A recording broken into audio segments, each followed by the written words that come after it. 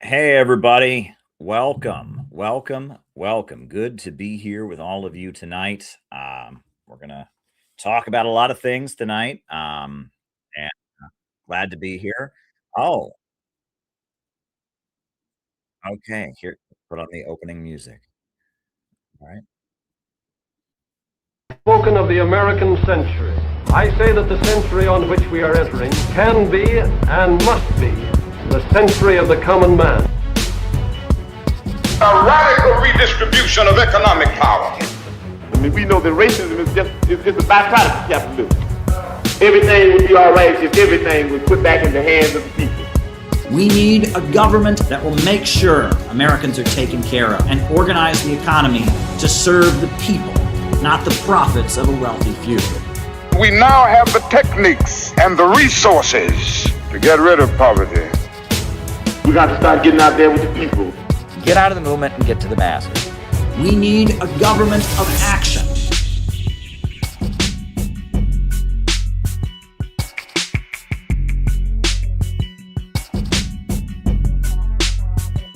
All righty. Welcome, everybody. So glad to be here with all of you tonight.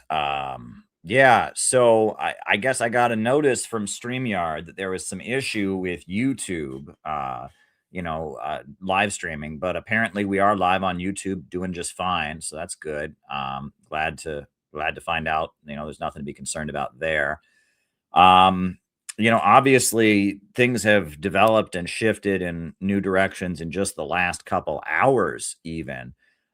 So we're going to talk about that. But before we do, we're going to do a normal stream tonight. And for our normal live streams, what we generally do is I give my opening remarks, which is what I'm doing now. Then from there, we do the roll call. And then after that, I answer questions for the remainder of the night. So if you've got something you'd like me to talk about in the second half of the show, I need you to go to buymeacoffee.com and buy me a coffee and send in your question. Rumble rants you can do. You can also cash at me at CalebMaupin22. The best way to do it is to go to buymeacoffee.com. That's the best way to do it. And buy me a coffee it lets you send a big long question. It's a really great way to do things. So yeah, in terms of announcements, we're still trying to get things done. Thank you to everyone who sent contributions last night. We received a decent amount of contributions, and that is helpful. And I'll be talking more about that later tonight. But we've got some important anti-war activities coming up, and we'll be talking all about that. So thank you to everybody. Join the Center for Political Innovation. We're a great group doing great anti-imperialist work. So thank you to everyone who's supported us so far, and we'll keep talking. So first the opening remarks, then the roll call, then I answer questions. So send your questions for the second half of the show. Go to buymeacoffee.com and send your questions. It's a great way to do it. Questions can be sent buymeacoffee.com. Rumble rants also work. You can cash at me. That also works as well. All right. So the latest development, Trump issued this threat that on Tuesday, that's today, if his demands were not met, if they didn't open the Strait of Hormuz, that he would destroy an entire civilization. That was the language that he used. And that, he was going to destroy all the power plants and all the bridges of Iran if the Strait of Hormuz was not opened up immediately.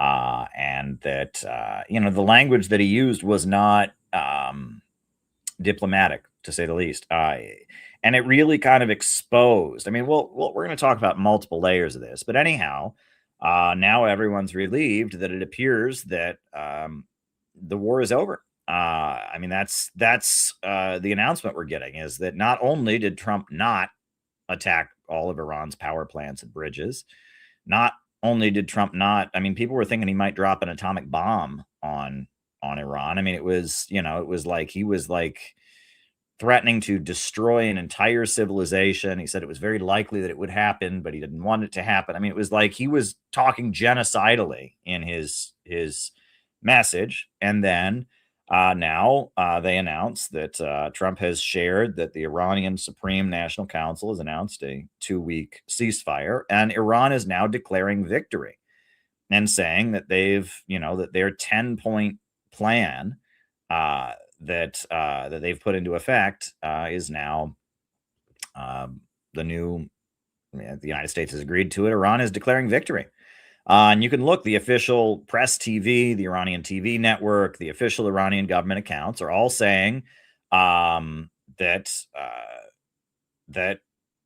Iran has declared victory. And the crazy part is, John, they're not opening the strait. Iran says that Trump has agreed to allow them to have total control of the Strait of Hormuz, and that they will charge $2 million for ships to go through it. The 10-point plan that Iran is saying that Trump agreed to they control the Strait of Hormuz forever, which it's sanctions lifted. They continue to have the right to enrich uranium. This is crazy. And this is what Iran is announcing that has been agreed to. Now, all that's coming from the U.S. side is an understanding that in Islamabad, in Pakistan, there will be talks and that there will be negotiations for 10 days. So it's not clear, but Iran is announcing they've completely won. And that they get the Strait of Hormuz. On top of that, not only do they, not only does the fighting stop and the USA doesn't attack them, but they will then get to control the Strait of Hormuz forever. This is completely wild. I don't know quite what to believe yet. And I understand Trump is very dishonest and, has murdered people during the negotiations multiple times. And this is a very strange situation. I guess I'm relieved that Trump didn't carry out his brutal attack on Iran like he said he was going to. He did already bomb that school and kill all those schoolgirls. He did already attack a lot of people. They bombed a synagogue yesterday and blew up a synagogue, which many people suspect was probably intentional because the Jewish community in Iran, they've all made a decision not to go to Israel, right? If you're a Jew in Iran and you want to go to Israel, they will arrange it for you, right? And so the Jews who are in Iran are viewed by Israel as traitors. And so I don't believe that bombing of a synagogue was an accident. I think Israel just wanted to murder the Iranian Jews because the Iranian Jews are not Zionists, right? You can't be a Zionist. I actually saw a synagogue in Iran. It wasn't open. I was there in the middle of the week, and I remember I was in the city of Mashhad, and I saw a synagogue. There's a synagogue. There was kosher butcher shops around there, and there are Jewish members of parliament in Iran. They just can't support Israel, right? And that they tend to be Orthodox Jews. They practice the religion. It's kind of like Neturei Karta. They are pro-Iranian government. They are anti-Israel Jews, and they practice Judaism in Iran, and they have their, communities. It's not huge. Most of the Iranian Jews have left the country, but not all of them. And the ones that are there have made a conscious decision to stay there, and they must, as they practice their religion, they have to, certify that they oppose Israel. You can't do anything pro-Israel in Iran. Little interesting tidbit is you often hear stories of like Christian arrested in Iran, right? Christian arrested in Iran, Christian missionary arrested in Iran. That's not the case. People practice Christianity in Iran very, very openly. And in fact, they are even able to do things that violate the Islamic law, such as drinking communion wine, right? You cannot drink alcohol in Iran. It's illegal because it's against the Islamic law. But if you're inside of a church, you can. Women don't have to wear hijab inside of a church, right? All the religious laws do not apply on church property. I actually saw that. I attended St. Sarkis Church in Tehran, and I saw how you're allowed to drink communion wine. The women are rocking around without hijab on. It's inside of this church, the Islamic laws don't apply. And you're totally allowed to be a Christian in Iran. And in fact, the supreme leader usually gives a Christmas message to the Christian community and stuff. But many evangelical Christian denominations support Israel. And so when you hear about an Iranian being arrested for proselytizing Christianity, it's because they're proselytizing a denomination that is pro-Israel. And that's not allowed. And, you know, there are a lot of young Iranians who live in Southern California and have dual citizenship. That's a very common thing, by the way. You know, and Southern California is full of wealthy Iranians who go back and forth, and they're American citizens and Iranian citizens, and they go back and forth. And it is not uncommon that a Jew, or not a Jew, I shouldn't say a Jew, an Iranian, Persian from Southern California, converts to being an evangelical Christian of some type. And then they come back to Iran and they begin trying to proselytize evangelical Christianity. And they're proselytizing for a denomination that supports Israel. That's not allowed, right? If you do anything in Iran that is perceived as supporting Israel, you're in a load of trouble, right? They view Israel as their enemy. They view Israel, and I mean, it makes sense. Israel's been bombing them and killed their president and killed their national leader, and I mean, kind of makes sense, right? You know, but you can't do anything in Iran that supports Israel, right? If you do anything in Iran supporting Israel, you're in loads of trouble, and that's what generally, when you hear about Christians being persecuted in Iran, it's because of that. It's because of that. That's a really important thing to acknowledge, and they don't acknowledge that. And there's often like details about this, right? And this doesn't just apply to Iran. I mean, we hear this, you know, they often will tell us Christians are persecuted in China. Well, no, there are Christian denominations that have been there since the communist revolution that, that very openly operate and have lots of practitioners. There are Christian associations that are actually sponsored by the Chinese government that have a relationship with the Communist Party. It's just that if you're in a denomination that is advocating the overthrow of the Chinese government, there's going to be an issue. And in fact, for a long time, the Catholic Church in China, there were two of them. There was the underground Catholic Church that was not legal, but it existed. It was just the government kind of looked the other way. And they were the official Catholic Church connected to the Vatican in China. And then there was a legal Catholic Church in China that did not have the Catholic teaching against the Chinese Communist Party.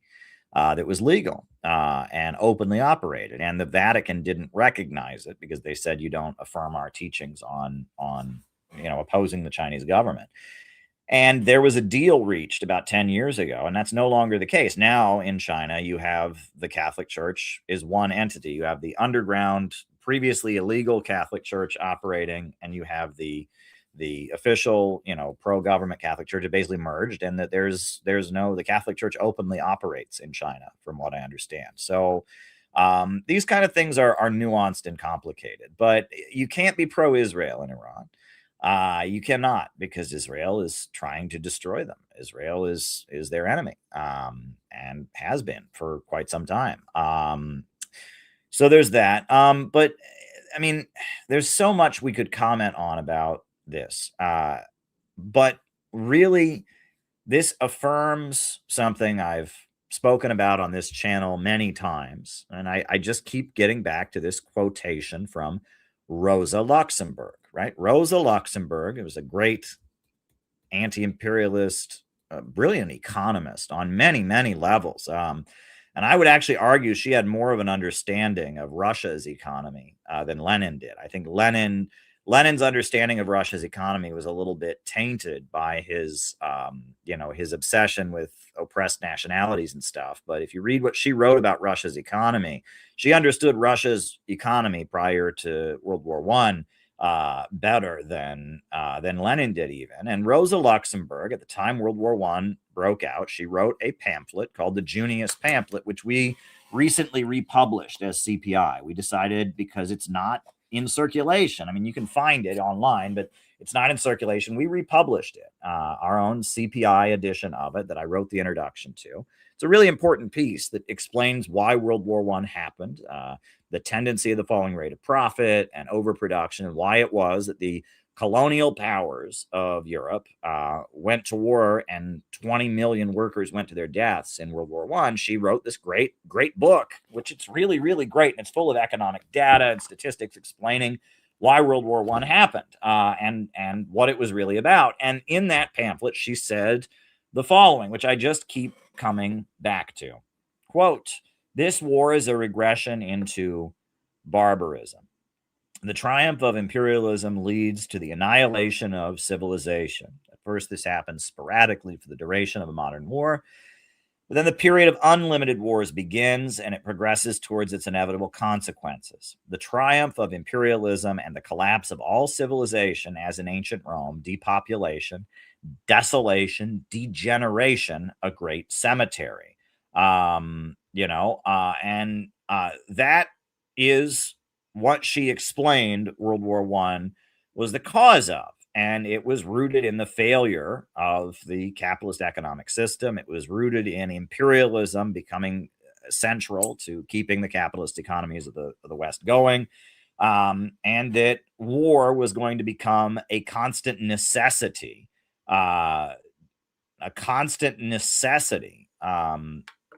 for the system to keep going.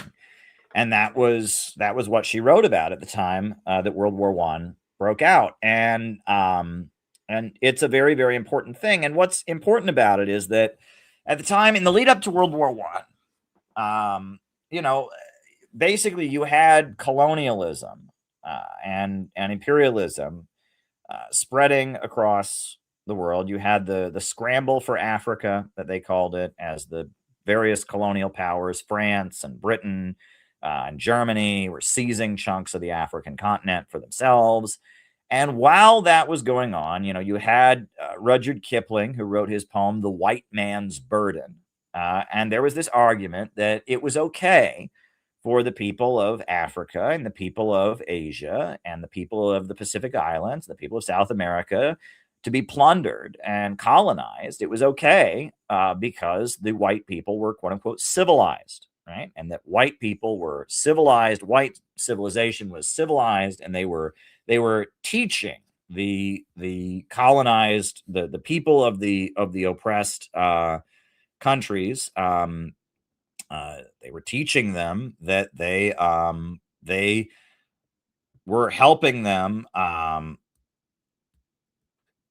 They were helping them to become civilized, and they were teaching them their Western ways. That was the argument. And when World War I broke out and the colonial powers started battling against each other, there was no way to justify that claim anymore, because World War I was a display of barbarism and savagery on a level never seen before, right? I mean, if you think of civilized people, you don't think of people using poison gas to kill each other.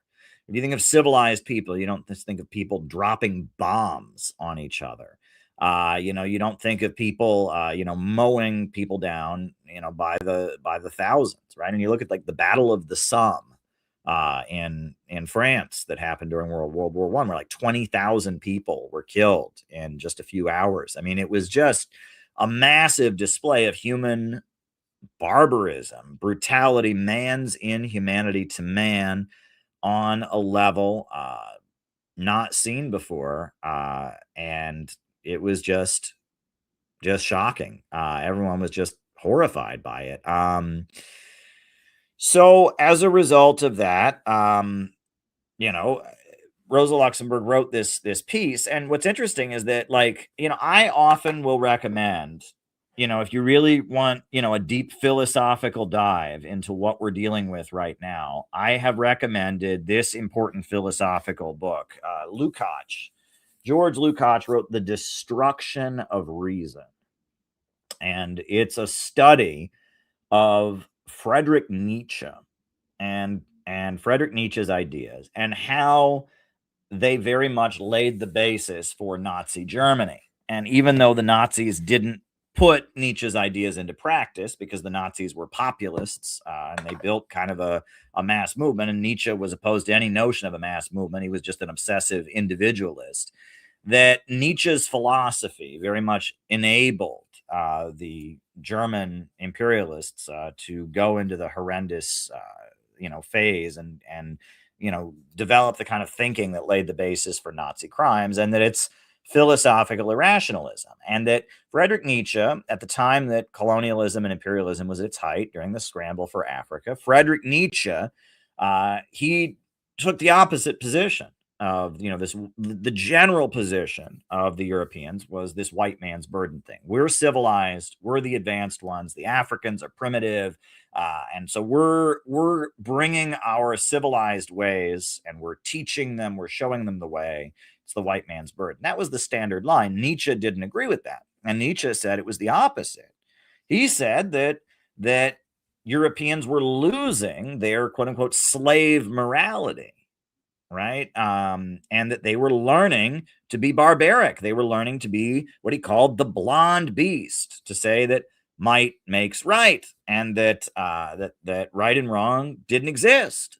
And that's what he was celebrating, the fact that imperialism was reducing Europeans to just utter barbarism in the crimes that they were committing. And he celebrated it. Friedrich Nietzsche celebrated it, and he argued that Friedrich Nietzsche, you read Beyond Good and Evil, and you read what he wrote and his perspective. And the Nietzschean perspective is that there is no truth, there is no right and wrong, and that with human willpower you can make your own truth and you can create your own right and wrong, and that ethical systems are created as a way of basically subduing people and controlling them, and that a genuine Ubermensch or Superman can write his own ethical code and decide for himself what is right and wrong, and can thus create his own reality, and that there is no rational reality. It is simply human willpower that creates reality, and that the universe is defined by chaos, and order comes along. That order is ripped apart by chaos. Nietzsche was a pretty evil guy. And it's interesting because I never really kind of got it. I knew that Nietzsche was associated with the Nazis, but I remember when I was in college,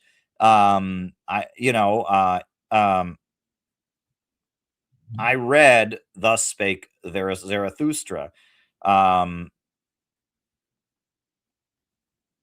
and I read that, and I actually sympathized with it, because it was very,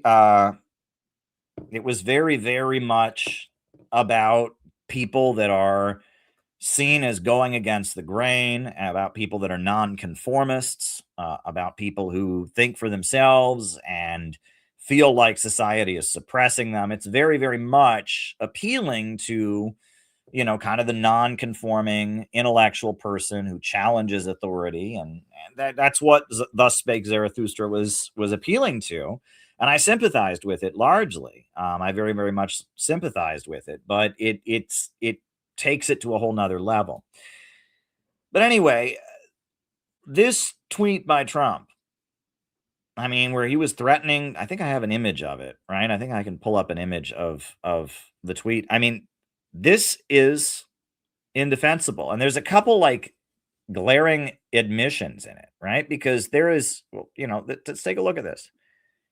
A whole civilization will die tonight, never to be brought back again.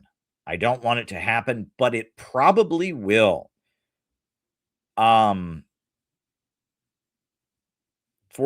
years of extortion, corruption, and death will finally end. We will find out one of the most important moments. I mean, this is really deranged and evil. I mean, this is deranged and evil on a level that is really beyond the pale. I mean, there's really no justification for this. This is a level of evil, and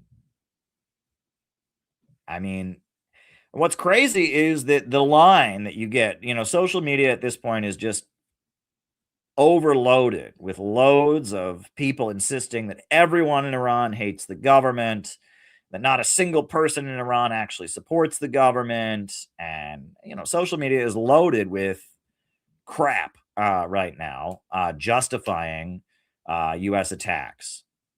And it looks like Trump is here saying, I'm going to kill all the Iranians. That's what he's saying. He's not pretending that, oh, I'm only going after the bad ones and I support the Iranian people. I mean, he says, God bless the people of Iran. But the whole civilization will die tonight. I mean, that's not pretending that he's the champion of the real Iranian people against an evil regime. That's just saying, I'm going to kill everybody. And this is a genocidal tweet. And I would argue that this war that we're seeing is a war of desperation more than anything. It's a war of desperation because the new world that's rising outside of imperialism, the new world that's rising outside of Wall Street in London is just plugging ahead. And it just keeps expanding. And the Belt and Road just keeps getting bigger. And West Africa, the Union of Sahel States, just keeps growing and expanding their economy. And Russia and China and Iran and Venezuela, these countries are the future. And the West is in decline and increasingly having internal turmoil and breaking down internally, right? You know, take a look at that bridge, right? I've shown this before, but like this is very symbolic of how things are getting in the West. News that you started. I mean, that's where things are going. Our water's not being properly purified. The roads are falling apart. They're unpaving the roads all across the country. I mean, living standards are dropping, opioids, power grid. I mean, a couple of years ago in Texas, the power grid collapsed in the middle of the winter and left people in the freezing cold. Texas, you don't even think of as being that cold of a place, but when the power grid collapsed, people actually died. There was a death toll of, I think, hundreds of people died when the power grid collapsed in Texas. I mean, and California, they're constantly having power outages. And I mean, it's like this country is just deteriorating internally while they wage these wars desperately to try and maintain their economic dominance over the world. And this attack on Iran, usually when there's a war, they find a way to justify it. They say, well, Iran did this, and so we have to attack them or something. That's not the case this time. This was completely out of nowhere. There was no provocation. There was nothing. It was just the same thing they've been saying about Iran for the past 30 years, which is they might get a nuclear bomb, which they're not going to get a nuclear bomb. Every nuclear site in Iran is monitored 24 hours by the International Atomic Energy Agency. Every single site is monitored by the IAEA, and they gave up almost all their nuclear energy program in 2015. They basically got rid of almost all their power plants, and then they finally started rebuilding them after Trump made clear there was no way they were going to get back in the nuclear deal. But even all of those sites they started rebuilding are monitored by the International Atomic Energy Agency. Iran is not going to get a nuclear bomb. They're just not going to do it. There was a fatwa issued by the previous supreme leader, the one who was killed. He issued a fatwa. We will never get a nuclear bomb. But Trump, you heard him at his State of the Union. All we need to hear them say is that they'll never get a nuclear bomb. They've been saying that since, they took power. For 47 years, Iran has been saying we will never get a nuclear bomb. That may change now. Coming out of this, at this point, that may change. But that has been their position for 47 years, right? At no point has Iran ever violated the non-proliferation treaty. At no point have they moved toward getting a nuclear bomb or anything. And there were no new developments regarding the nuclear situation. It was nothing. It was just Trump said, oh, well, I don't want them to ever get a nuclear bomb and we have to go to war. There was no emergency. There was nothing. I mean, this was just out of nowhere. They decided to attack Iran. And it was a vicious attack, bombing schools, bombing hospitals, vicious attack. And then, it appears that it wasn't working, and Iran retaliated and shot American fighter jets out of the sky. Did you see that? F-15 fighter jets were shot down. Helicopters were shot down. And so at that point, Trump issued this crazy threat. Iran brought the global economy to a standstill, basically, and shot up the gas prices with the Strait of Hormuz. They closed off the Strait of Hormuz. And at that point, Trump issued this crazy threat. And Iran called their bluff. I don't know if you saw this. This is the most wild thing. So he said, I'm going to blow up. It'll be bridge day and power plant day. We're going to blow up all their power plants. We're going to blow up all their bridges. So the Iranian people, I mean, I don't know if you saw this. I don't want to get too emotional talking about this. It's going to be hard not to get emotional. They all started going to the bridges, and they had thousands of people going to the bridges and holding hands, standing on the bridges. And they mobilized thousands of people to go to the power plants and join hands and stand around the power plants. Basically put their bodies on the line. If you're going to blow this up, we're going to be right here. You're going to have to blow us up too. And apparently Trump saw this, according to the reports, and was angry, said they can't do that. Well, they did. They certainly did. And thousands of people, even now, are on the bridges. They had tents set up. They were like living on the bridges, living on the power plants, surrounded the things, said, if you blow this up, you're going to have to blow us up too. They basically were acting as human shields. And Trump made his insane threat. And now he's backed away from it. And Iran says, we won. Iran is saying we won. Now, the USA won't confirm that they've agreed to Iran's 10-point plan, but it appears there will be talks in Islamabad between the USA and Iran, and they've agreed to a ceasefire. And Trump has acknowledged this 10-point plan, which they won't. I guess there's conflicting reports about it, what even this 10-point plan is. But this 10-point plan is the basis for the negotiations that are going to happen. This is wild. This is absolutely wild. It was a war of desperation, and the whole world was opposed to it. Europe, the NATO countries were opposed to it, and Trump was furious with the NATO countries. If you listen to his press conference yesterday, he was just absolutely furious with the NATO countries for not backing him on this.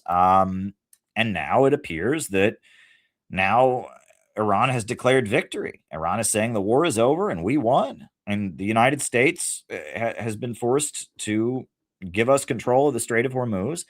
And that's the crazy thing, is that, everyone expected that this war would happen. Iran would close the Strait of Hormuz. And then when the war ended, Iran would open it up again. Apparently, the deal is Iran gets the Strait of Hormuz forever. That's the deal, is that they never have to open it up. Right? Trump was saying they better open the Strait of Hormuz or else he would blow them to bits. And now they're not going to open it ever. That's what we're seeing out there, is that Iran has said, we got it. And the USA agreed to let Iran have the Strait of Hormuz forever. This is insanity.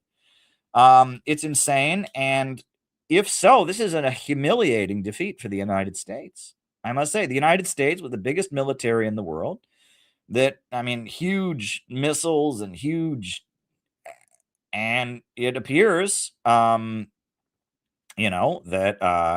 Iran will maintain the control of the Strait of Hormuz forever, and the United States has been forced to back down. And there's many layers to this.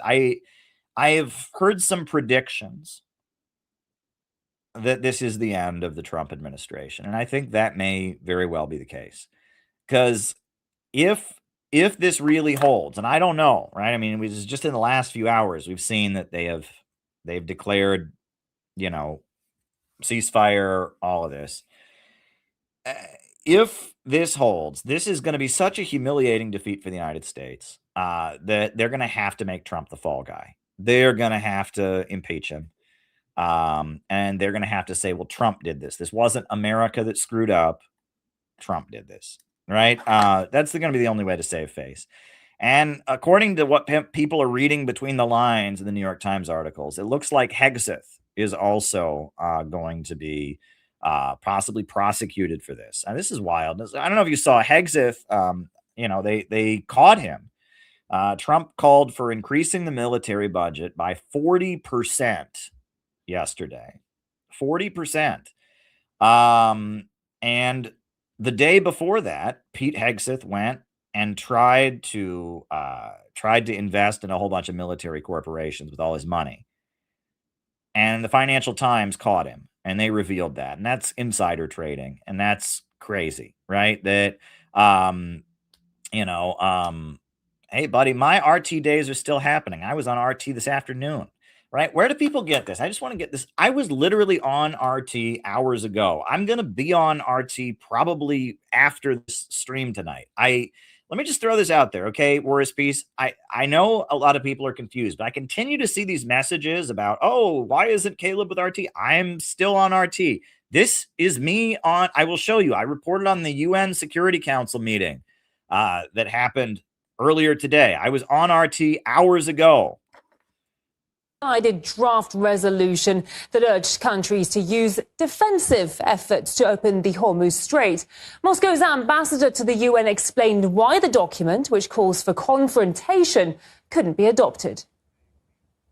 The Russian Federation could not support a text that would create a dangerous precedent for international law, international maritime law, any peace efforts, as well as the authority of the UN Security Council. In essence, almost every paragraph of the draft they proposed was rife with unbalanced, inaccurate, and confrontational elements. In paragraph 1 of the preamble and in paragraph 6 of the operative part, Iran's actions were presented as the sole source of so-called destabilizing acts and regional tensions.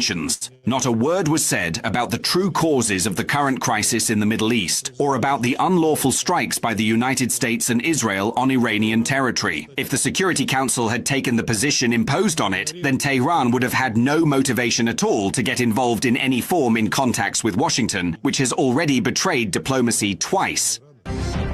Let's cross to our correspondent, Caleb Maupin now. Caleb, good to see you. So just bring us up to speed on the latest Security Council meeting, please.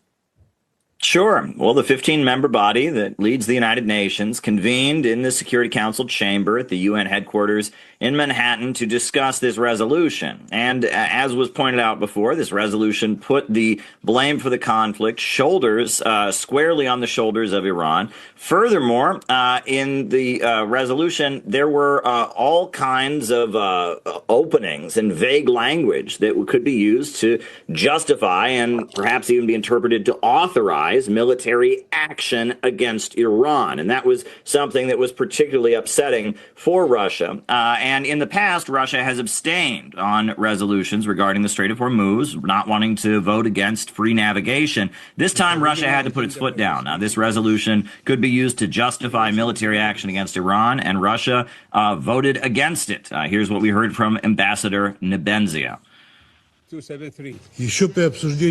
Back during the discussion of Security Council Resolution 2817, we urged all our colleagues on the Council to take a balanced and objective approach, ignoring the root cause of the crisis in the Middle East, namely the unlawful and reckless actions of the United States and Israel against Iran, is impossible and unacceptable.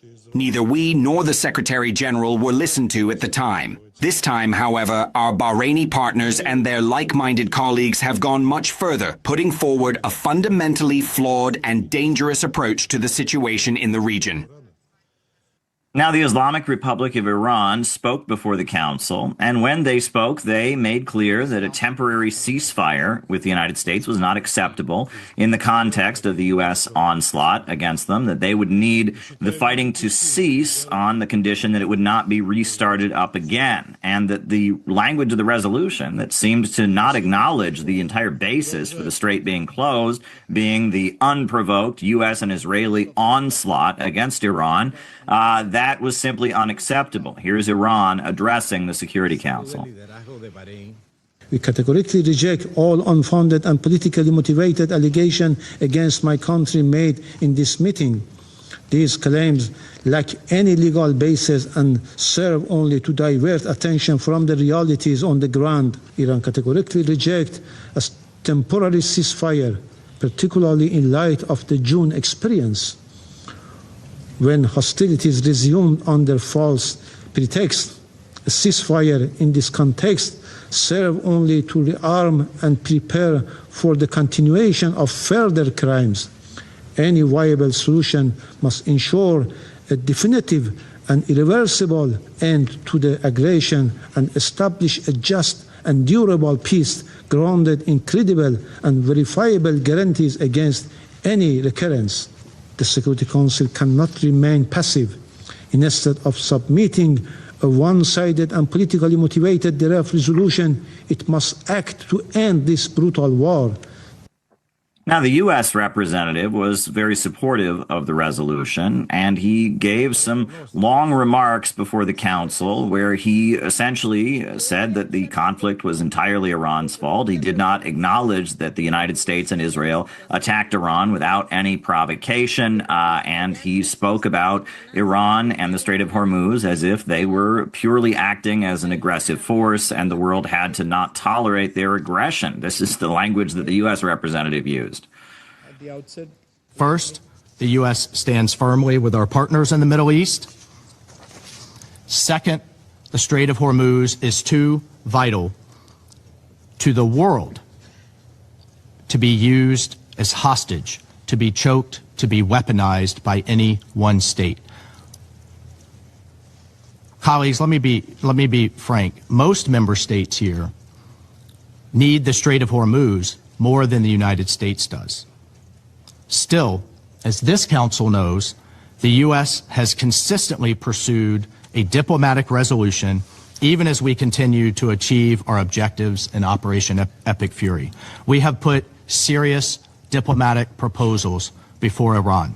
The U.S. remains prepared for meaningful diplomacy, but diplomacy cannot succeed where defiance, delay, and escalation remain Tehran's only response.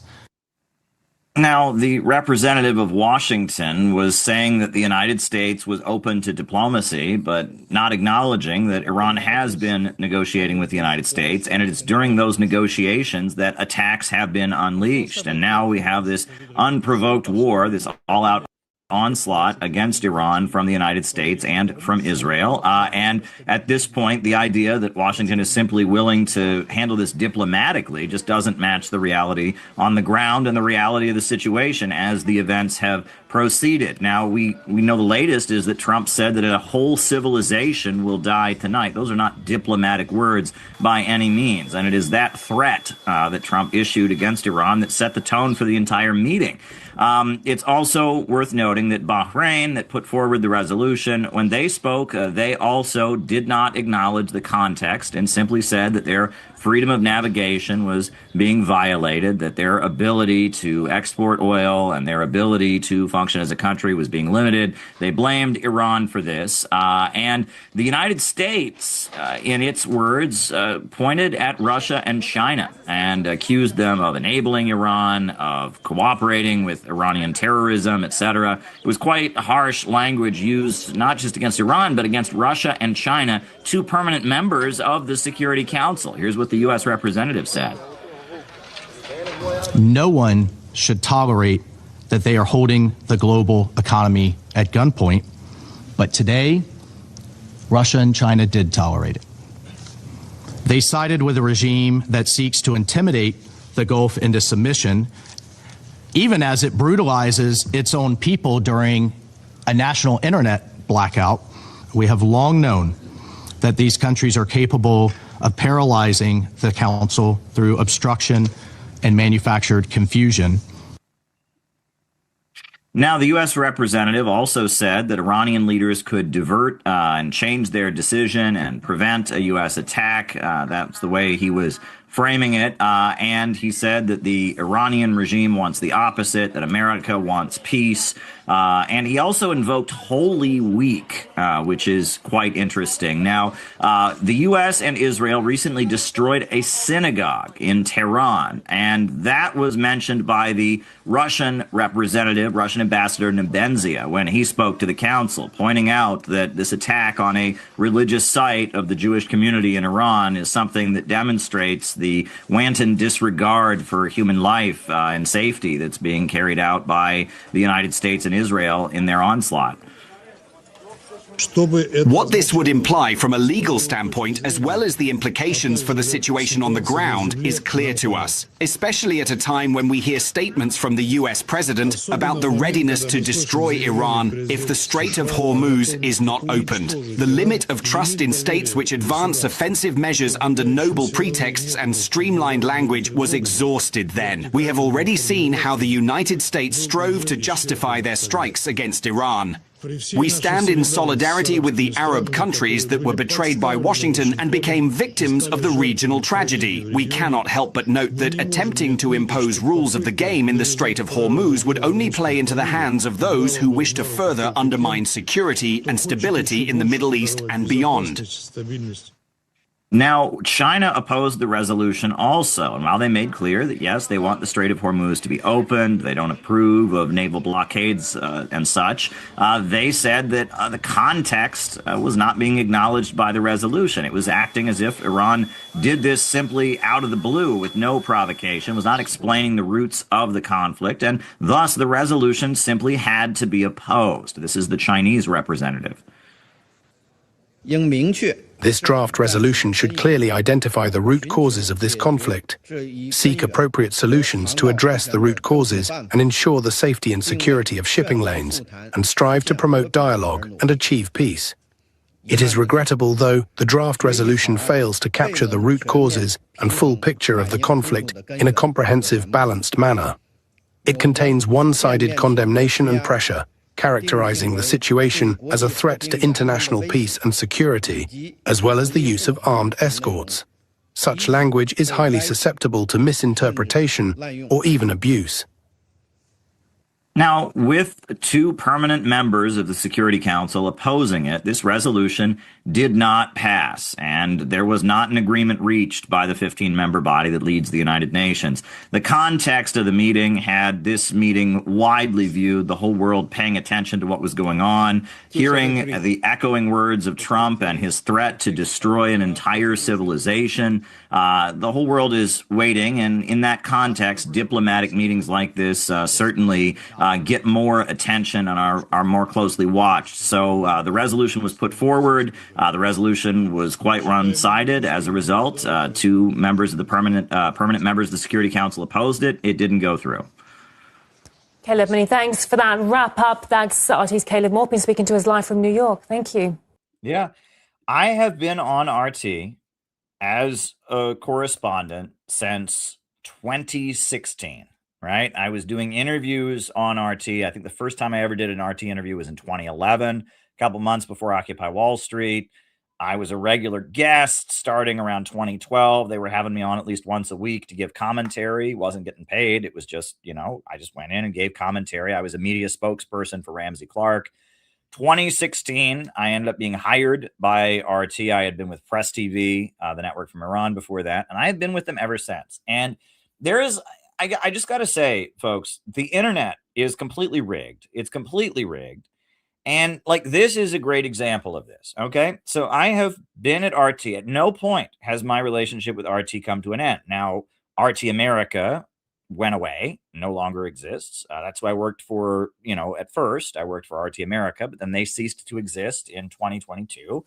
And then I worked, with another company that facilitated, working with RT. And then I had to freelance for RT for a while. And, I had to freelance because you couldn't work for RT with the sanctions. And now I'm back working for another company. At no point have I not worked at RT. But yet, many times on the internet, the memo has been sent out that I've, quote unquote, been fired from RT. I've never been fired from RT. It's just never happened. Some things are true and some things are not. The first time it happened was when RT America closed down. You remember, if you're someone who's been with this channel for quite some time, in 2022, when the Ukraine conflict started, RT America closed down. And at the time, BreadTube was riding high, and they were targeting me and targeting this community, the BreadTube crowd. And I exposed that BreadTube was basically a wing of the American deep state. I wrote BreadTube Serves Imperialism, and that made them really, really angry. You remember this book, BreadTube Serves Imperialism, and that they were getting advised by Steve Hassan, the Cult Awareness Network guy, and that I exposed them. And when RT America closed down, Vosh tweeted out a picture of me and in a Burger King uniform, because that was the meme they all made to make fun of me, Burger King, which I don't know what that has to do with anything. And thousands of people were tweeting at me images of me in a Burger King uniform saying I was going to have to work in fast food because RT had shut down. Putin won't pay you anymore. Ha ha ha. And I mean, first of all, that's really anti-working class. I have worked in fast food before, and I'm not ashamed of it. When I was in college, I worked at a sandwich shop. When I was living in Cleveland, I worked at a gas station. I've worked in the service sector. There's nothing wrong with that. And I mean, but thousands of people were tweeting at me that I was now going to have to work at Burger King. And that meant I was such a fool and such an idiot. And haha, you're unemployed. And I was not unemployed. And I was watching this. And this went on for a few days. I was getting all these people tweeting this image of me working at Burger King. You're unemployed now. Putin won't pay you. You're out of a job. And I'm looking at social media, and it's just been announced, and all kinds of people that are Vosh fans are tweeting out, and it wasn't happening. And I was going on RT every day. And then, somebody else made a podcast and said, oh, he's really bitter since he's been fired from RT. Never been fired from RT. I mean, it's just, and they just continue with this, right? I have been on air at RT since 2016 nonstop. I go on vacation here and there a little bit. When I was freelancing, I couldn't do lives. I just had to, I had to do freelance work for another company, and they would sell my work, and that was a whole thing. But at no point have I not been on RT. At no point, right? So I don't know where people get this from, but they just continue to send it out there, right? And so I with all due respect, sir, I understand it was banned in your country and all of that, but I, like, just the other day, someone left a comment like, oh, now that Caleb isn't at RT, he should become a public school teacher. I have been at RT since 2016. What in the world are you talking about? Right. And I've noticed this, and it's not hard. All you have to do is turn on RT and you'll see me. And I tweet out the videos of my RT reports, and you can watch them. I'm on RT. I'm constantly there, but yet people say this. The other thing that people say, this is another one, is that CPI doesn't exist. No, it exists. Oh, no, CPI dissolved. No, it didn't. We temporarily shut down because we had to deal with the fact that we had an internal security issue. There were, people that were being paid by certain internet personalities to defame me that had infiltrated the group. And we had to have what you might call a purge, right? In the Leninist sense, we had to shut down and figure out who was really with us and who was working with the enemy. And it worked, right? And it worked. And we were able to relaunch much stronger because there were a number of people. But I still see people tweet out, and then CPI shut down. We shut down temporarily for 3 months, but we were still having meetings during that time. We were having meetings that whole time, and we were just trying to figure out what to do. And then, we did Rage Against the War Machine after that. And what annoys me is not that these people are misinformed. It's that they don't bother to do the research. You can easily see that I'm on RT by turning on RT, by looking at my Twitter, I'm obviously on RT. You can easily see that CPI exists by going to our website, cpiusa.org, and looking at all the stuff we're doing. And the internet isn't real. And then I continue to see people say that we're not doing anything because the internet is not amplifying us. For a while, BreadTube, these people were amplifying us, and they amplified us because we were the bad example, right? BreadTube was set up to try and control young Bernie Sanders supporters and socialists and leftists, and we were the bad example. And what that resulted in was our influence grew. A lot of people watched us because they agreed with what we were saying. So then they created two individuals, one of whom is a mentally ill person who I think is sincere. He's just mentally ill. The other whom is a complete fraud, is just a complete fraud and doesn't believe a word he's saying. And they basically they studied what I was doing here, and they came up with their own version of it. And now they are the bad guys for the leftist internet, right? They realized that by making me the bad guy on the leftist internet, people were joining the organization and getting involved. And so they've made them the new bad guys on the leftist internet. It's like professional wrestling, right? And I was the heel for a while, except the audience was cheering for me. Imagine professional wrestling, right? So I was supposed to be the bad guy, the heel in professional wrestling, but the audience loved me so much that it was really, really dangerous. So they had to invent a new heel. And so they've got these two clowns, right? And these two clowns, and then I said I didn't want to just be an internet personality. I wanted to build an organization. And that's what made them really scared. And that's why I was sent numerous messages. Oh, you've got to stop organizing, stop organizing. Well, no, the point is not to analyze the world. The point, however, is to change it, right? And the only reason I'm doing this is because I want to change the world. I'm not interested in just being internet famous or just, making videos. But, it got back to me from numerous of these big shots in social media. Caleb should just stop organizing and just make videos. No. If I was just making videos, I'd make videos about football and basketball and, I don't know, science fiction or something like that. I make videos and I'm on here every night talking about politics because I'm trying to build a movement. I'm going to organize. And so these two fake personalities, they formed their own organization, which isn't an organization. It's a complete joke. They don't do anything. They really don't do anything. They go to other people's events and take pictures of themselves. And they're begging for a place in communism. Whereas we have decided that, the left in America is so tainted. We made a number of breakthroughs. I mean, I believe in God, and I believed in God since 2015, at least. And, we are going in an exciting new direction with innovationism. And so we're not begging for a place in communism. Whereas these fools who took some of our ideas and then got boosted by Israel, literally tweeted out by Israel. They took some of our ideas and now they're the bad guys in the internet thing. So these people that think the internet is real think we don't exist. We do exist, right? We blocked the No Kings rally, right? There were plenty of groups in New York City that went to the No Kings rally on March 28th. We're the ones that actually blocked the parade. Did you see the video? I'm not going to put the whole thing on, but this is us. We exist. We exist. We really, really exist. Here, let me find the right. Yeah, we exist. This is existence. Hands off Iran! Hands off Iran! Democrats are complicit. Hands off Iran. Yes.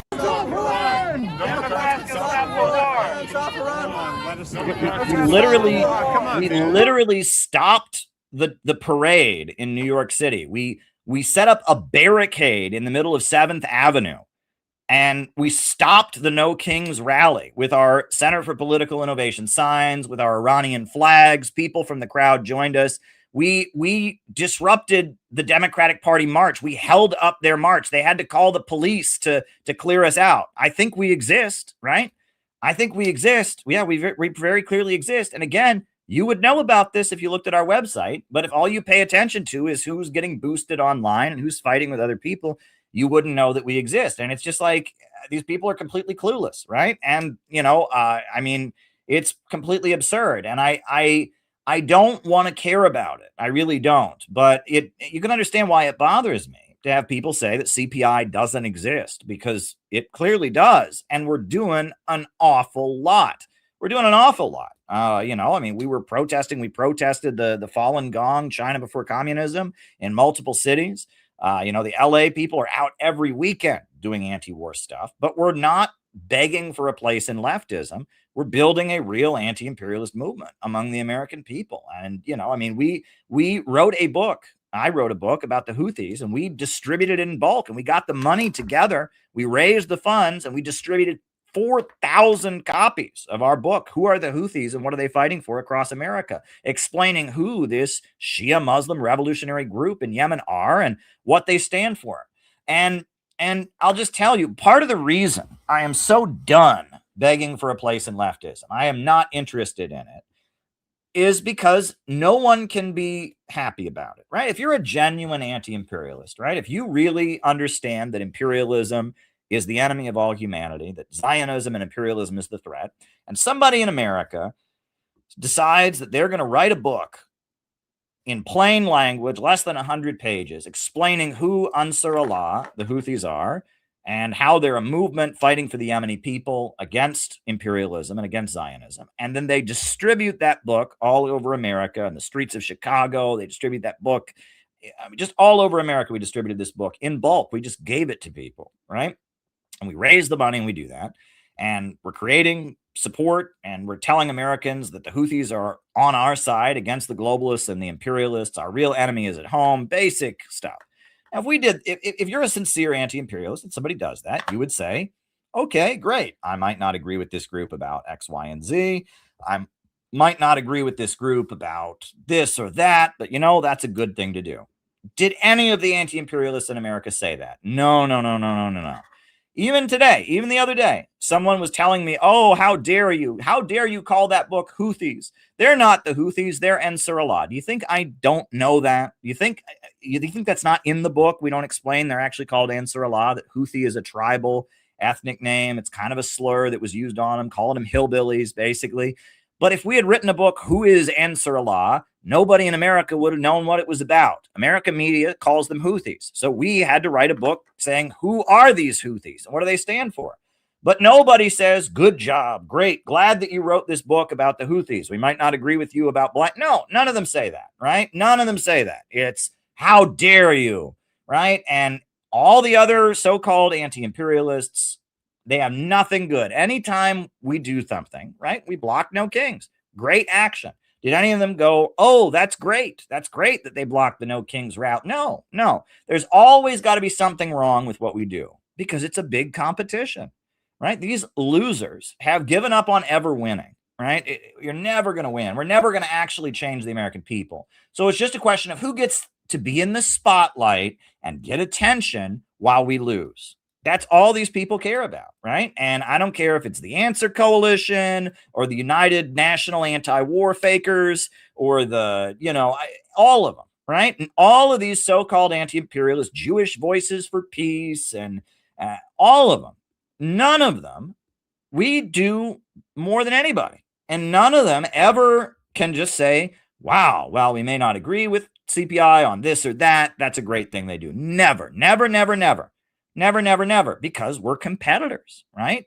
People, if we do something, then they didn't do it. If we get attention for ourselves, if we do something good for anti-imperialism, why, they didn't. And so they've got to find a way that it's wrong. So fuck these people. Seriously. There was a conference in Detroit. And Noah, shout out to Noah. Noah is awesome. Noah is so dedicated. I mean, he's a regional captain of CPI, such a dedicated young guy. He's represented us at conferences in Russia. He's given great speeches. He gave a great speech on the history of CPI at our recent nautical banquet. Noah and we got the Houthi books printed from the printer, and we drove to Detroit. And this conference was a conference in Detroit. Now, near Detroit, you have a suburb called Dearborn, Michigan. That's the highest concentration of Arab Americans in the whole country. And a lot of Arab Americans are involved in the Palestine protests because they support the Palestinians. And a lot of Arab Americans are really not thrilled with the woke left, right? Most Arab Americans don't believe in abortion. Most Arab Americans don't believe in gay marriage, but they will support anybody. They need to support the Palestinians. So we saw this People's Conference for Palestine that Rashida Tlaib and Hassan Piker were speaking at. So Noah and we loaded up our car. We drove out to Detroit, and we went into the conference, and we didn't charge anybody any money. We just walked in and we just left books throughout the conference. And thugs from the Party for Socialism and Liberation removed us. Why? We had a book that was agreeing with them. They said we didn't have a vendor's license. We weren't selling anything. We were just giving it away, right? There was other people handing out their shit. Why couldn't we hand out our shit? Well, because you're CPI and you're, and we knew we would get kicked out, and we eventually got kicked out. So we went to all the hotels that were registered with the conference and left them all over the hotel, lobbies. And mind you, nobody minded at the hotels, right? The PSL thugs minded us. The pro-Palestine conference wouldn't allow a book on the Houthis, but private businesses had no problem with us walking in and just leaving stacks of books in their lobbies. We left them in all the hotels in downtown Detroit. And we went and we visited an Islamic center in Detroit, gave them copies of it. We it was great. It was like a 1-day trip. And then we went back to New York. It was like really quick. And it was a good thing to do. And we knew we would get kicked out. We're not interested in begging for a place in leftism. We didn't want to talk to the PSL. We didn't want to talk to Answer. We wanted to talk to the Arab Americans to let them know that there are people who actually take this seriously and aren't, are willing to be pro-Palestine and pro-Yemeni and pro-Iran and not have a rainbow flag attached to it and not have cancel culture, liberal, check your pronouns, politics attached to it. And that's all we wanted to do. We went there. We were there at the opening day of the conference. We got the books out in bulk and we left. That's all we did. Now, and we knew we would get kicked out and we didn't mind. We knew exactly what was going to happen. And we did it. And it was a good operation to carry out. These fools, right? These other fools that took some of what we were about, what did they do? Did they go to the conference and try to talk to the Arab Americans? No. They showed up and got selfies with famous influencers, and they begged for a place in leftism, right? And that's really what they've been reduced to. It's kind of pathetic, right? But communism in America, if you want to call it that, is run by a cartel of criminals. People like Sarah Flounders, people like Brian Becker, people like Joe Sims. These people are criminals. Right. And while they don't like each other and they have long-standing rivals with each other, they do agree, like any other criminal cartel, to lock out anybody new. And, they feel they own communism and whatever. So we have no illusion, right? We're doing our own thing. We're going in a whole different direction. We're preaching an optimistic message. They're preaching resentment and hate. We're doing something different. We're not begging for a place in leftism, but these people that decided, that they were going to try to, own CPI or whatever, they don't do anything. They just go to other people's events and take pictures of themselves. And then on top of that, they went to the People's Conference for Palestine. And instead of just making their mark and getting out of there, which is what we did, they went to it and they waited until the Hassan Piker and the members of Congress were taking, and they were just begging, please let us be part of communism in America. Please, we'll be good. Let us be part of it. It was the most pathetic thing I've ever seen, right? It was utterly pathetic. They're begging for a place in leftism, and that's what they've been reduced to. Well, good luck. We're not wasting our time begging for a place in leftism. From the beginning of this YouTube channel, when I started streaming, I've been saying, out of the movement to the masses. I am not interested. The communist groups in America are so irrelevant and so fringe, and they're committed to just a toxic way of thinking. We want to recruit the masses of people. And that's why in 2 cities, we had March 15th City Builders Day events where we told the story of Julius Caesar, right? In 2 different cities. That's why we mobilized people to break up No Kings and to block the parade of No Kings. And we were out there. That's why, everything that we do, we're aiming to speak to the broad masses of the American people. That's why we wrote a book about the Houthis. It wasn't aimed at people who already know Middle Eastern politics. It's aimed at people who don't know anything about it. We're trying to reach the anti-war majority of the American people. And these other losers are just begging to be part of communism, this irrelevant fringe within the American public of I don't even know what you want to call them. And it's sad. It's sad, but part of it is they've rigged the internet to not amplify us, right? Which we knew would happen, right? And it's interesting, like Dr. Shiva talks about this. The internet is way more rigged than it used to be.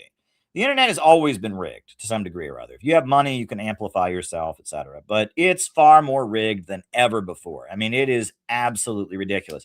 There are a lot of people that are quote unquote famous on the internet that no one's ever heard of, right? There are people with 2 million Twitter followers, and they can't get more than 50 people to show up at one of their events. Now, how does that work? You got 2 million Twitter followers, and then you have an event and you can't get 50 people there. How does that work? Right. I was involved. A few years back, there was a conference and one of these, internet grifters was bragging, oh, I can get at least 300 people and didn't happen. Right. And internet famous does not mean in real life famous. And on top of that, on top of the fact that most of the internet is fake and that all these big accounts, these people have huge accounts, all these people are watching. No, they're not. It's fake. But on top of that, internet fans, I mean, this may be offensive to some of the people watching, and I do apologize if this applies to you. Internet fans often don't really want to do anything in real life. They're just people who it's a form of entertainment. They watch you, they watch somebody else, they'll watch you intensely for a little while, then they'll change the channel. Okay.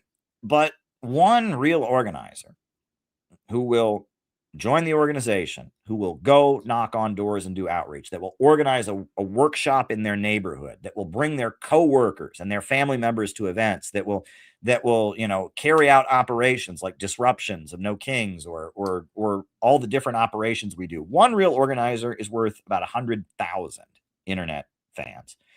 A lot of internet fans, they don't even aspire to want to be an organizer and build an organization.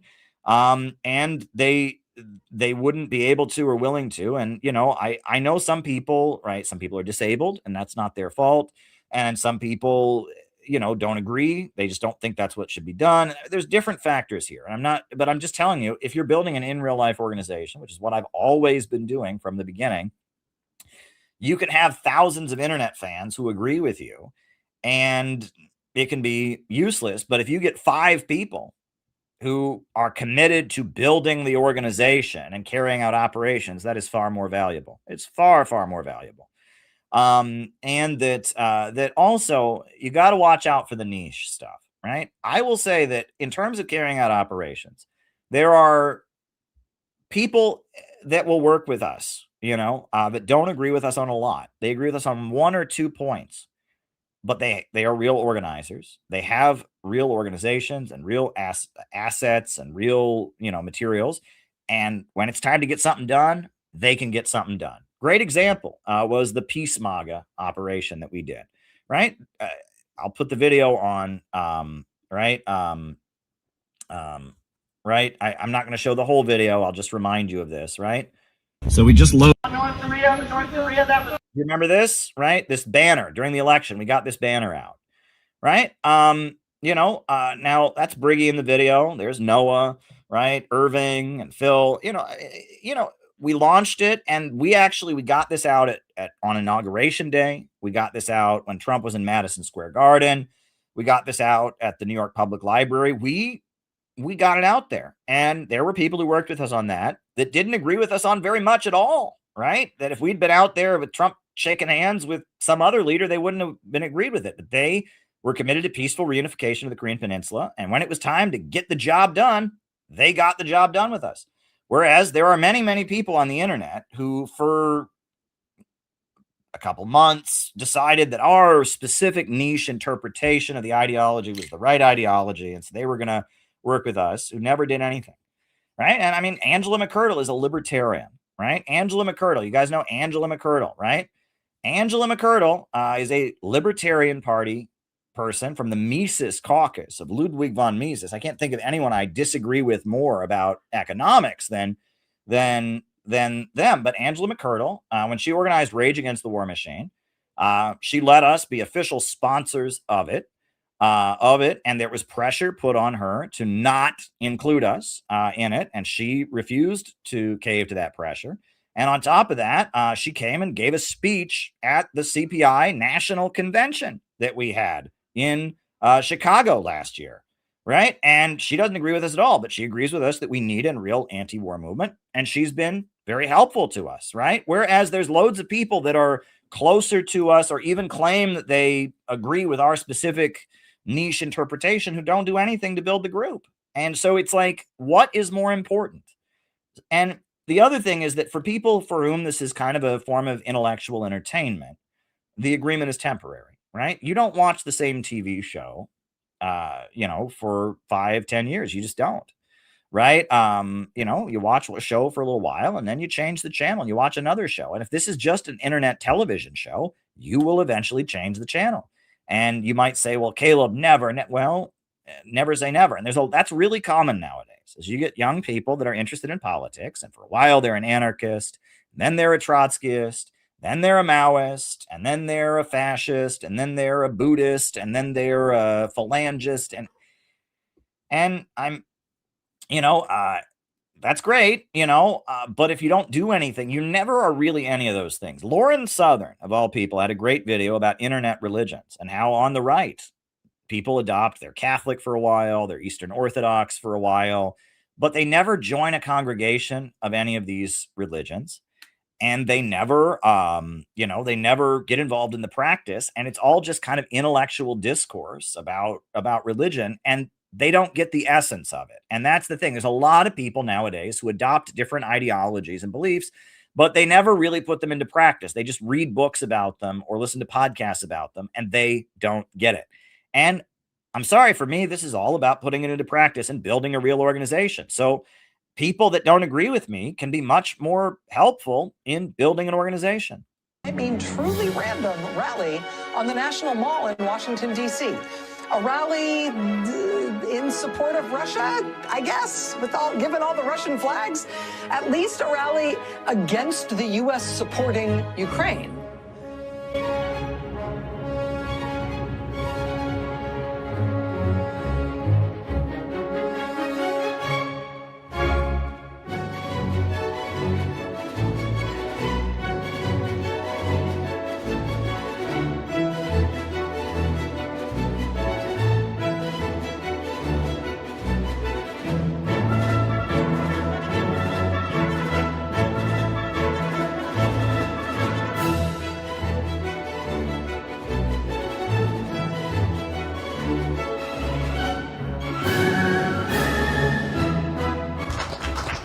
Ideas are great, but the reason that the Center for Political Innovation exists is to put on events like this, to give a platform to ideas we don't widely hear in the United States, to educate people about anti-imperialism and socialism. And that is why it is really an honor tonight to bring forward our guest of honor, a real hero, someone who deserves to be heard from the heavens. Everyone should hear what this man has to say. Scott Ritter is here. Scott Ritter is here. We are proud that Scott Ritter is here. This is a hero. This is a hero right here.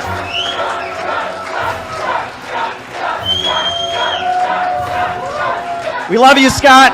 We love you. Go ahead and give us some words. Thank you. Well, thank you very much. To be honest, I thought I was just coming here to a reception to say hi to people, and speaking is, hopefully it's a bonus. The Rage Against the War Machine rally that you had in February of this year. Correct me if I'm wrong, but man, oh man, Angela, when I look at who co-sponsored this event, who spoke at this event, it seemed like a pro-war, pro-Russia, pro-aggression rally. Why would you have fascists and communists and mouthpieces for Russia speaking at an event like this? We invited people from multiple political backgrounds and perspectives to come and speak as long as they were anti-war. Nick Brana, he's the chairman of the People's Party. He's a communist. He co-chaired this thing. His Twitter feed. He's not a communist. His Twitter feed. But if he was, yeah. Angela, his Twitter feed the past year and a half is full of nothing but pro-Russian propaganda. Okay. He blames the U.S., NATO, and Ukraine up and down the street. Never once blames Russia. Never once. Garland Nixon is a mouthpiece in the U.S. for Russian state media. Caleb Maupin is a communist. He's the founder of CPI. He is. One of the rally's sponsors that hosted a pro-Nazi rally. I could go on. There are like 15 speakers. Heaven forbid we take $1,000 from someone so we can have an appropriate sound system to put on our rally. Wait a minute. We had. You're better than that. You let a guy like that, a pro-Russia, communist, fascist, whatever he is, speak because he gave Maybe you I'll have a $1,000. public conversation with him. Maybe I'll have a public conversation with him to talk about communism and his views. I'm an Irish American. I'm from a small town in Ohio. Are you Irish as well? I am. Yeah, I years ago, I met an Irish cop in Cleveland, and he said that he heard an expression that when an Irishman gets off the boat in a new country, the first question he asks is, does this country have a government? And if the answer is yes, he says, well, I'm against it. So I think we're both true to our heritage in our own way. We have another award to hand out, and this award is to somebody. Yeah, but it was great. It was great. She came and spoke at our event, and again, there's a lot of people who agree with us that never are involved in anything we do. I mean, I'm just telling you, we're interested in building a real organization, and we are doing that. And we're doing that. And I would like to recruit you to that real organization. The first step is paying dues, becoming a member on the website, and then after that, you check your inbox, make sure to check your spam folder. You'll start getting invitations to our weekly membership meetings, and then we can plug you into the chat groups and you can become a member. And our members do great stuff. Our members in Los Angeles do amazing work. You should see all the places they've gone and the interventions they've done. They've just been featured in some prominent YouTube videos from Really American Podcast. And I mean, they're always going to events and meeting with important anti-imperialists like Butch Ware, and they're always doing great stuff. Our members at Minneapolis, they do great things. Our members in Chicago are always doing great stuff. We've got teams of people. Portland, we got members in Portland that are doing great stuff. And we're having a national gathering this summer, our 7-day program that we're having in Chicago that surrounds our national convention. It's going to be great. And in New York City, we just had our nautical, banquet. We're going to have another nautical banquet in New York City on July 2nd. So yeah, here we go.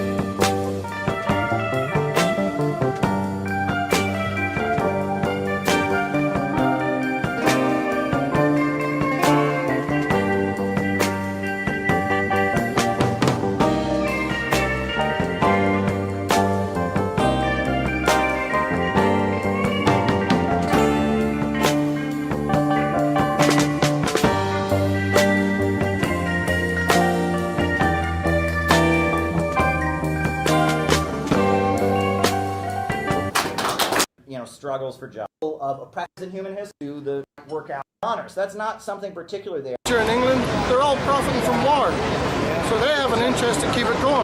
Yeah, we had a great meeting in New York. You should go watch the speeches on there and all that. It was really, really great. We're doing great stuff, and we're building a real organization, and we're not trying to win the internet because the internet is fake, and you won't be able to win the internet. It's rigged.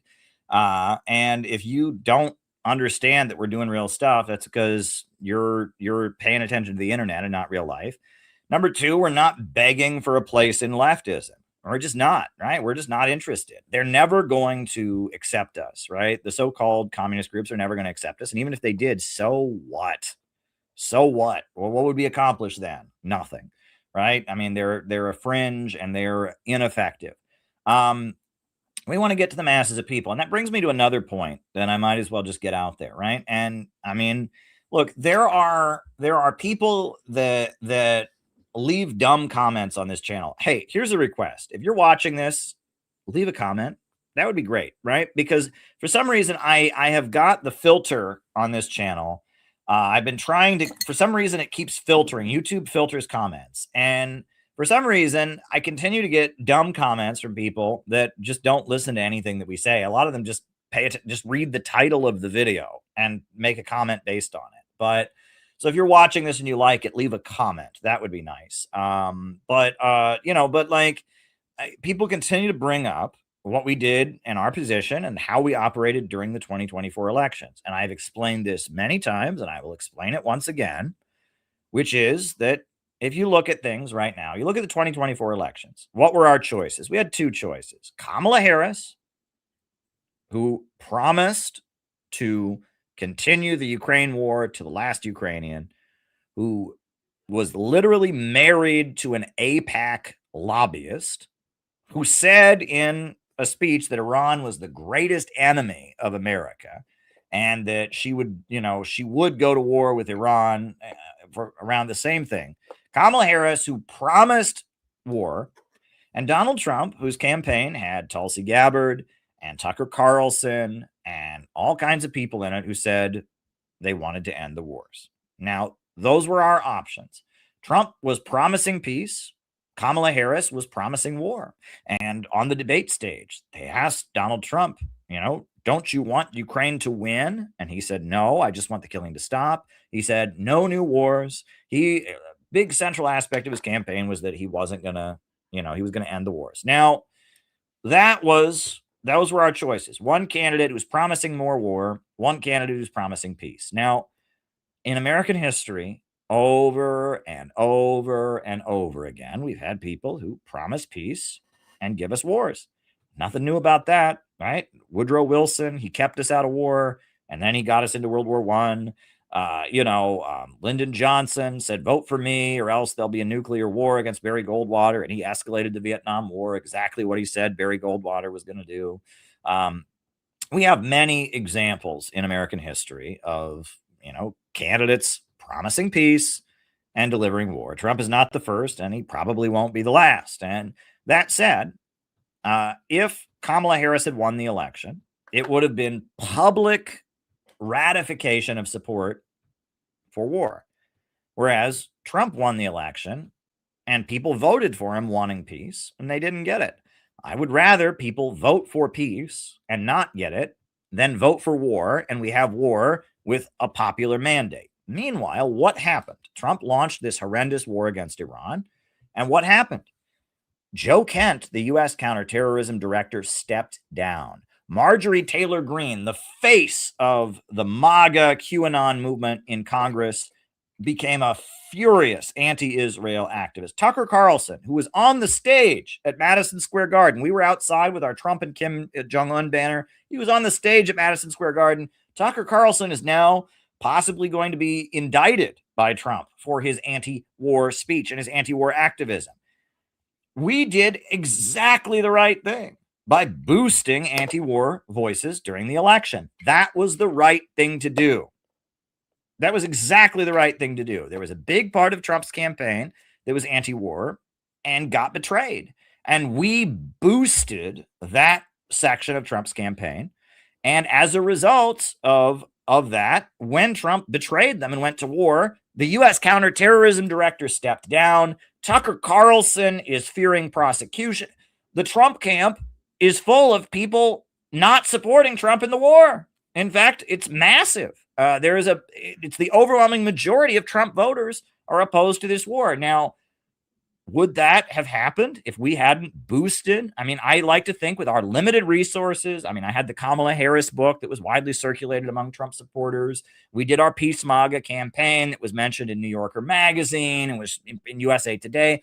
We had a little bit of an impact on boosting the anti-war section of the MAGA movement. And as a result, that section was big enough that when Trump betrayed it, it went the other way.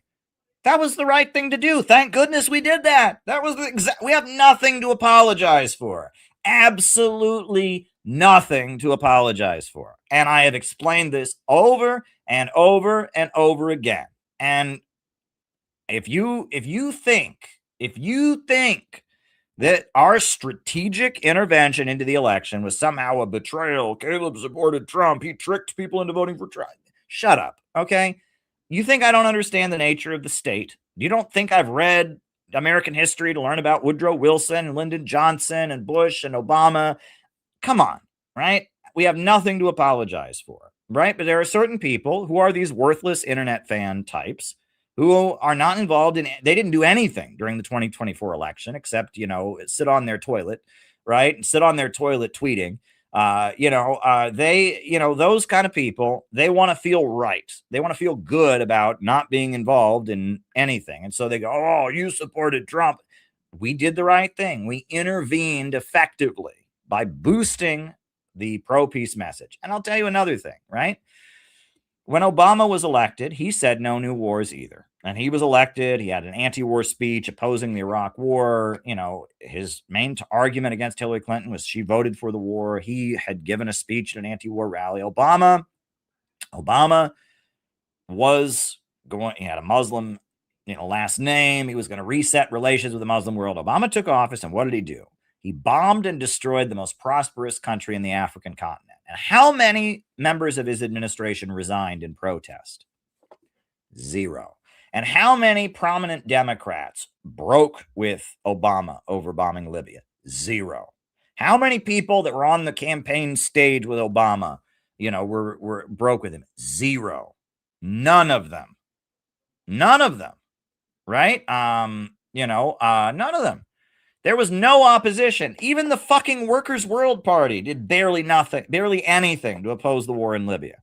So, even other than Cynthia McKinney and the Nation of Islam, nobody did anything. And now Trump attacked Iran, and yeah, it's wrong and it's a huge betrayal, but within his base, a whole bunch of people opposed it and broke with him. That meant that boosting the Trump camp was the right thing to do, right?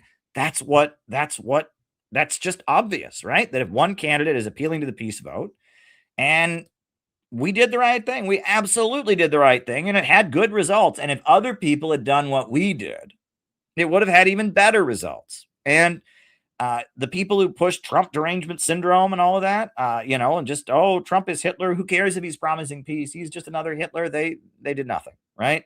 And if Kamala Harris had gotten in and done this, and I'm just telling you, so we did exactly the right thing. We did exactly the right thing during the 2024 election. We have absolutely nothing to apologize for. Nobody gets this more than Gabby. We have nothing to apologize for. It is not our fault that Trump is a lying politician. It is not our fault that Trump is surrounded by Israel lobbyists. We did our best, and we built up a peace faction within the MAGA movement, a faction that was bold enough to break with Trump and make it a lot harder for him to do this war than it would have been without it. And I think we did the right thing. We have absolutely no regrets.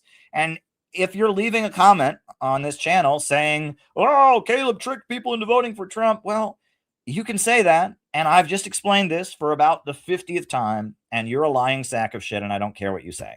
Right? Because we've explained this over and over and over and over and over again. Trump should be impeached at this point. Okay. There was a time where I was hoping to keep the peace, faction to have a feet at the door. At this point, yeah, Trump should be impeached for what he did. He shouldn't be impeached for, making racist tweets. He shouldn't be impeached for being Orange Man bad. He should be impeached for murdering the supreme leader of Iran, for threatening the nuclear destruction and genocide against a country. Trump should be impeached. Pete Hegseth should go to jail, right? I don't think this administration, what they did, deserves any sympathy whatsoever. They murdered the supreme leader of Iran. They murdered Ali Larijani. They deserve absolutely no sympathy whatsoever. However, the fact that you have a Joe Kent and you have a Tucker Carlson and you have a Marjorie Taylor Greene, none of that existed during the Obama administration. There wasn't any of that. We were absolutely right. And that's why we exist. And the people that are complaining about us, they don't understand that we're not a fucking podcast. We intervened. That's why we exist, is to intervene. Right? We didn't exist to be cheerleaders. We weren't cheerleaders for Trump. We intervened in Trump's campaign, just like at No Kings. Right? We didn't exist to be cheerleaders for No Kings. We blocked the parade with Iranian flags. We intervened, just like at the Palestine conference. We didn't go to the Palestine conference to be cheerleaders and beg for a place in leftism and try to get a selfie with what's his name, Hassan Piker. We went there with our book about Yemen, and we distributed it, and those PSL thugs kicked us out, and we went to the hotels and we visited some mosques, and we got out of there. We intervened. We exist to intervene, folks. That's why CPI exists, to intervene. We don't exist to play team sports. We don't exist as a form of entertainment. I think I'm a good speaker. I hope that you're all entertained when I talk. We exist to change the world. Intervention. Intervention, exactly. And intervening means that you strategically go places and boost messages. You strategically go places and create controversy. It means that sometimes it means that you constantly go back to the drawing board and say, how can we change the world to advance what we're about, which is anti-imperialism? We have absolutely nothing to apologize for. And if you understood what we were really about, we're not a podcast. We're not playing team sports. We're not cheerleaders.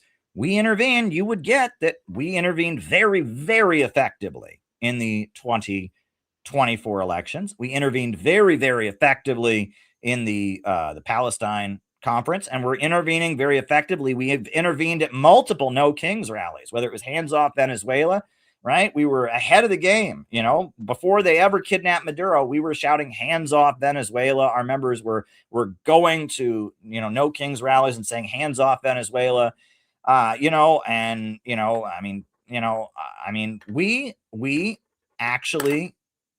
we actually are intervening. And if you want to actually change the world, join CPI and we will train you. And that's why we've got our 7-day workshop coming up. All right. 7-day workshop, August 12th through August 19th. We are having our 7-day program in Chicago. And it's really important. And actually, we're emphasizing, it looks like, we've had some interesting conversations. It looks like, that the 7-day program is going to be more the emphasis this year than the convention. We're still having the convention. There's going to be speeches and awards and things like that. We have a convention every year. But this year, we're going to emphasize the 7-day training program more than the convention itself. Because if people come and you spend 7 days with CPI organizers, we get to know you. You get to learn what we're all about as an organization. We train you to be somebody who intervenes. We're training you to be a fighter in the struggle against imperialism. And that is way more valuable than just people showing up, listening to some speeches and going home. We're building an organization here, folks. We're doing it. And we have the capability to block the No Kings rally. We have the capability to, think of all the great things that we have done. We have the capability to do a lot, right? To give a platform to Scott Ritter when he's banned. You can go over all the things that we have done. We have an organization, and with an organization, we can get shit done. And that's the point. We are building an organization. And, if you can't understand why us going and blocking No Kings is way more important than your favorite podcaster, fighting with another podcaster, you don't get it, right? If you can't understand why, some podcaster being cool on the internet is okay. I am here to recruit you if you can be recruited. Some people can be recruited and some people cannot, right? And I am here to recruit those of you who can be recruited so that we can build a fighting force to spread anti-imperialism throughout America, whether it's with Houthi books, whether it's with intervening at the No Kings rallies, whether it's outreach, no matter what it is, right? Whether it's standing with Uhuru. I am going to the Uhuru National Convention, folks. I don't know if you saw this. I am a speaker at the Uhuru National Convention, coming up. I'm a speaker in St. Louis, right? The Uhuru movement. They really value us. They don't agree with us on the race issue. They have a very, very different understanding of race in America than we do. But when they were targeted by the FBI, we were there for them. We stood with them. And August 6th of 2022,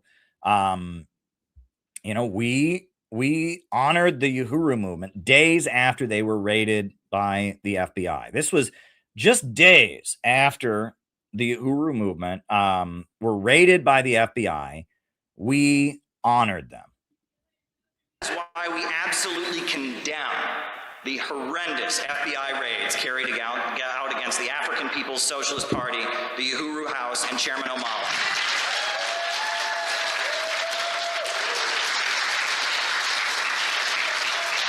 Please stand up, comrades.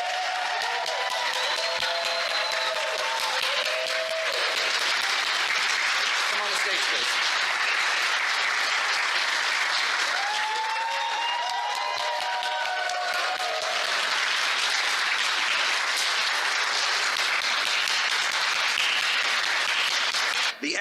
raids must now stop. Must stop immediately now. Stop the raids.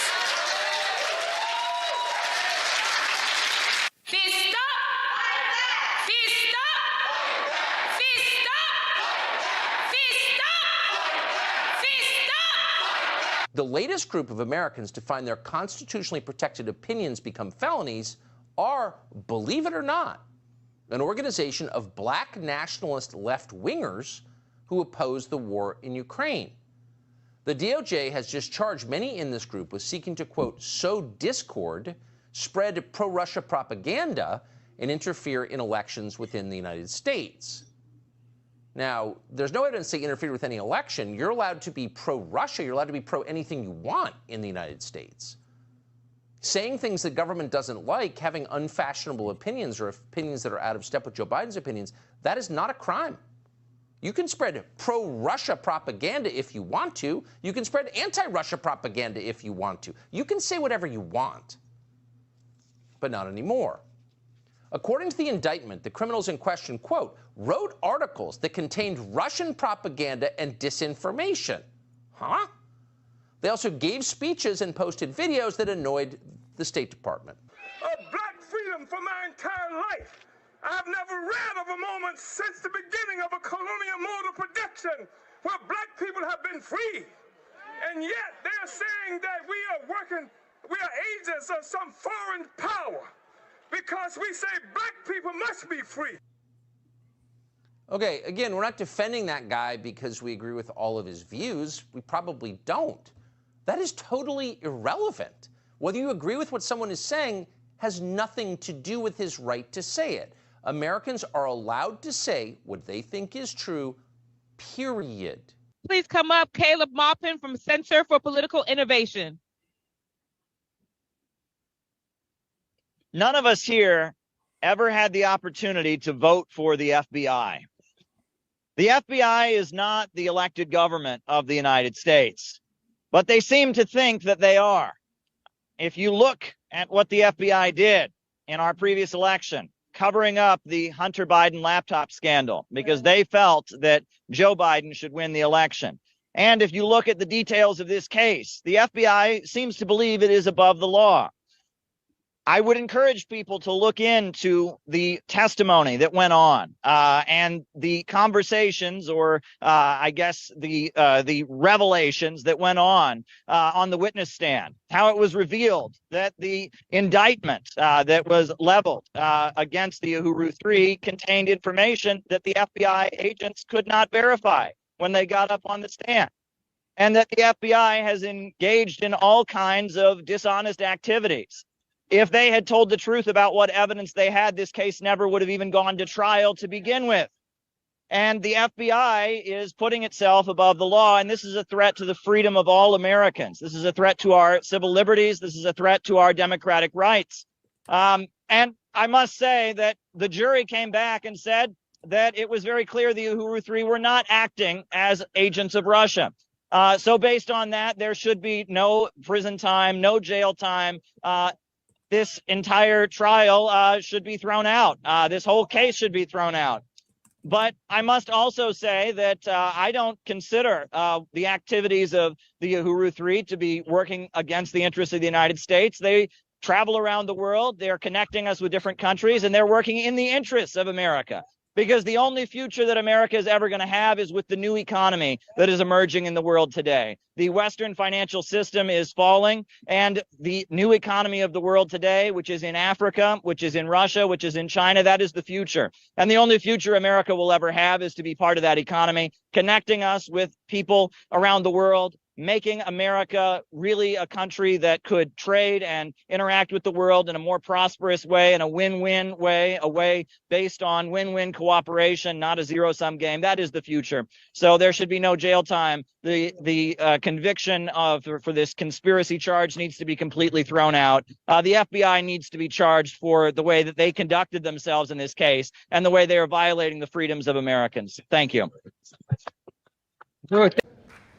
So, yeah, but I mean, the Uhuru case, right? This is a group of Americans who they charged them for their anti-imperialist speech. And that is a threat on, I mean, everybody who does anti-imperialist speech, but they charge them because they're a real organization building up real activities in the Black community. And they went after them. And and so we made a decision. We had to support them. And we did everything we could. We organized a United Nations press conference to support them. Our members traveled great distances and went to Missouri to support them. And we raised money for them. And I mean, we did everything we possibly could to support the Uhuru movement, right? Because it was really important. And I will never forget, this story just sticks with me. They had a rally every year. They have what is called the Black is Back March in Washington, D.C. I've been to the last two of them, but there was one that I wasn't at. It was like right after the raids. I wasn't at it. And at it, they invited our member, John, to speak, right? And John got up and, he represented CPI and he gave a statement of solidarity. Did a great job. And afterwards, one of these fools from one of these fake internet organizations ran up to him. How did you get to speak? Because we did a whole lot to support their cause. How about that?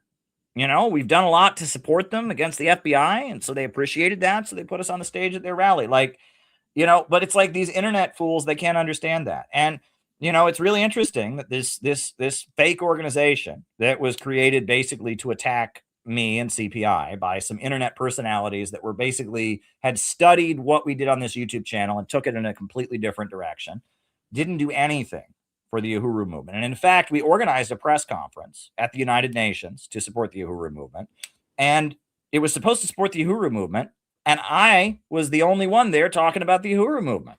One of these fools who's with this other organization, two of them, were on the panel with me because they were going to the World Youth Festival also. And neither of them actually mentioned the Uhuru movement. Isn't that interesting? The whole press conference was about the Uhuru movement and they didn't mention them. That's very interesting, isn't it? Very, very interesting. And, I'm just telling you that we saw a group of Black activists under attack and we took action. We intervened to support their case. And we marched through the streets of Manhattan with a hands off Uhuru sign. We did everything we could to support the Uhuru movement when the FBI went after them. And I was at their trial and John was at their trial. We made it our priority to support them. And again, we're trying to intervene. We are an organization that is trying to intervene, right? We're trying to get things done. We're trying to, do something about it. We're trying to intervene, right? This is the Uhuru house. And that's the thing that brought us to this relationship with these wonderful people who bring the culture, African culture. We've had to learn how to even sing songs and express our feelings in ways that's not necessarily obvious to the oppressor. When Harriet Tubman comes in the middle of the night to get the people, what she say? Steal away, steal away. And Africans understood exactly what that means. It's time to bounce. You understand? And so people got together and did exactly that. So that's our relationship. That's a different Christianity than what Trump is talking about. That's a different Christianity than what Biden is talking about. That's a religion that's facing resistance. That's the way we approach that. I go to the movies and I go downtown. Somebody always telling me no. Also, did I say anything about the Center for Political Innovation? I want to, because these comrades were some of the first out of the gate. When this attack happened, they were first out of the gate. They didn't ask any questions or anything like that. They were the first out of the gate, and not only in words. They began to take actions everywhere they were located. We can see the actions they were involved in, defending the Uhuru 3 and opposed to what the FBI was doing to us, trying to do to us. And they understood the relationship that it had to the whole question of free speech for everybody. In Brooklyn, New York, the first tribunal on reparations for African people, the first world tribunal where we use international law, including the Genocide Convention. This is so wild because they charged us with being under the leadership of the Russians around genocide. And Comrade John had a splendid response to that. He said the guy who the Russian we're supposed to be working for was only 7 years old when we had that conviction. So they've done some time trial, in Russia to be able to make that, that claim.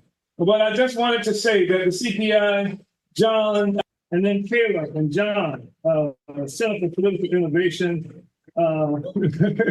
Yeah, I saw Caleb in this video. Come back, Caleb, and he was on a platform. Vladimir Putin, President Putin, was on the stage, and Caleb was in the audience, and he raised his hand and was recognized. And he said that what was happening with the Uhuru 3, and that they were using the Russia kind of thing as the basis for that, and he put it before them, and I thought that was really powerful and really good. Yeah, and we're the real deal. Again, people think we don't exist. We're, you heard, Chairman O'Malley point out that we're the main group that supported them. They did more than anyone else to support them when they were under attack from the FBI. But I guess we're not real because somebody didn't hear about us on a stupid podcast, right? Or, it's just so ridiculous, right? And, it's like people claim I'm not on RT when all they have to do is turn on RT and they can see me. People claim CPI doesn't exist. Look at our website. We pretty clearly do. We've been hosting UN meetings. We've been, speaking to the Russian president. We've been, marching in the streets. We've been, blocking the No Kings parade. We're doing quite a bit. Yes, this is a commercial. Everything I do, I want you to join our organization. I want you to become an anti-imperialist. I'm not here to, I'm not here to just entertain you. I am here to recruit you to intervene in history. I'm here to make you aware of your own power and help you understand that you're not powerless. And yes, we can intervene in history, and we can fight back, and we can build a movement against imperialism. Yes, we can. Yes, we can.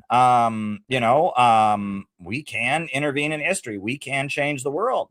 That's what I'm here to do. And if I was trying to make you feel powerless, or if I was just putting on a show to reinforce your opinions about what you already believe, that would be something different. I'm trying to recruit you into joining a real mass movement to change the world. And I'm showing you what we're doing. And that's really all there is to it. Look, we have a plan. We have a vision for setting up shop, for building beehive centers around the country. I've laid out that plan and explained it before. We have a vision of setting up shop in neighborhoods. We're having our 7-day program coming up. We are organizing, and we need you involved. And honestly, we need you to send a contribution. I will say that much. We need you to send a contribution. Right now, we did a lot around the No Kings. We did a lot, last weekend, and I'm still trying to figure out, how to pay for this, getting out there to give my speech, and how to pay for everything. I still owe the cameraman who video recorded our nautical banquet meeting, and I still owe a lot of people, and we've got our convention coming up. We need you to send us a contribution. And so I'll just put on our video that we made, just kind of explaining the situation, and after that, we'll do the roll call. We didn't do one last night. I apologize for that, but we'll do the roll call, and then I'll answer people's questions. And then it looks like I'm going to get on RT, before I go to bed tonight. I got a late night, early morning for them. RT hit. So, we're doing great stuff. So there we go.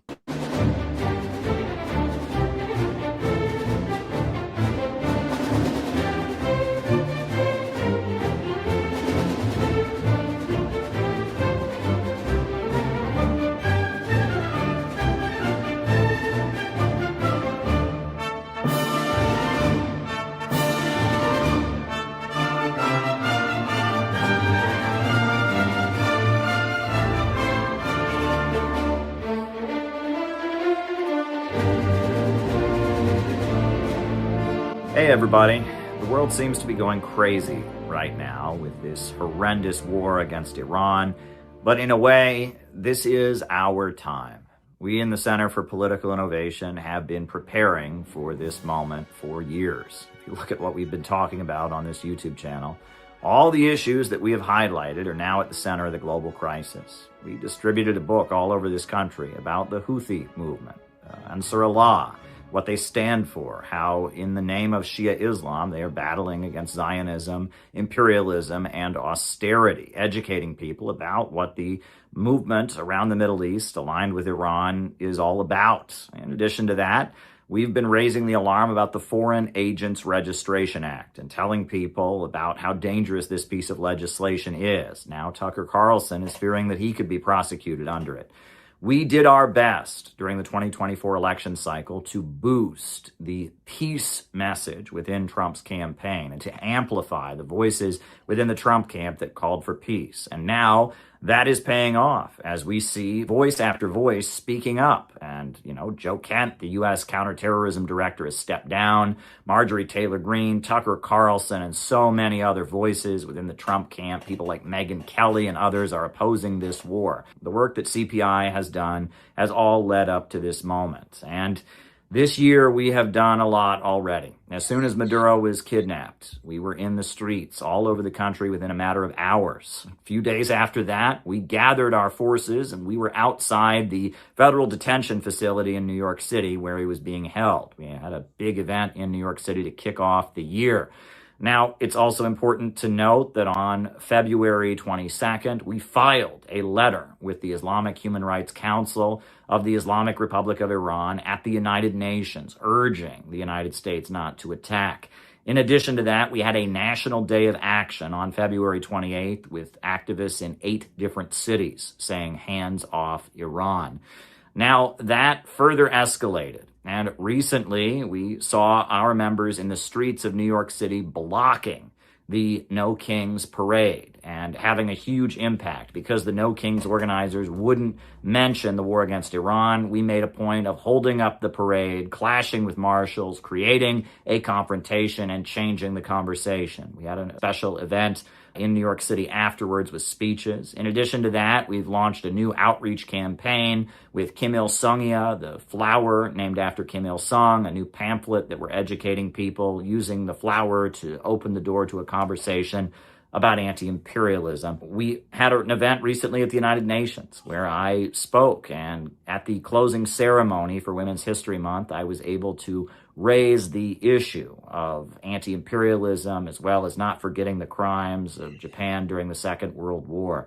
All of this has happened in just 3 months. You could say that in the first 3 months of 2026, we've done more than we did in whole previous years of our existence. The Center for Political Innovation was created for a moment like this. And as much as it's easy to get frustrated and disappointed with times like this, in a way, as I said at the beginning of the video, this is our time. This is the moment that we were created for. But I've got to say, we need you to be involved. We are in the trenches and we need your backup. We need you to be supporting us because right now we've got a lot of big things on the horizon. Now, I am scheduled to speak at the People's Democratic Uhuru Movement's National Convention on April 17th. And I am trying to figure out how I'm going to pay for my plane tickets. In addition to that, we are planning to have our national convention August 15th in Chicago. We've got an event coming up in New York City on July 2nd to commemorate 250 years since the American Revolution. We've got a lot on our plate because now is the time. Now is the moment when CPI needs to shine. We are a real political movement. We're not a podcast. We're not a form of internet intellectual entertainment. We're a real organization. We've been in the streets. We've been out there with Iranian flags. We've been there with the Uhuru movement from the beginning in ways that no one else has. We are the organization that was created for this very minute. So we need your support. We need you to take the time to send us $10, $50, whatever you can right now to help us get through this next period. Funds are short and we've got a lot on our plate. Some big anti-war operations are being planned. There's a lot that we could be doing right now, and we have moved mountains in these critical moments, but we need your support. Now, if you can't send money, there are other things you can do. Please get our videos to as many people as you possibly can. Show by our example that you can do something. You can be in the streets. You can take action. You don't have to just sit at your computer and feel helpless. In addition, show people that it's important to raise solidarity with those who are under attack, like the Uhuru movement, like Tucker Carlson, like others who are facing government persecution at this time. In addition to that, we would really appreciate it if you would become a member of CPI and join our ranks so that you can be involved in these operations. Now is the time. I emphasize endlessly that we need to be optimistic, and we remain optimistic despite the confusion of the current period, despite everything that's coming at us, all the news that's hitting us very quickly. But we need your support. We are in the trenches, and we need your backup now more than ever. Please send us a small contribution so we can continue. It is crunch time, and we need you to be part of what we are doing here in America.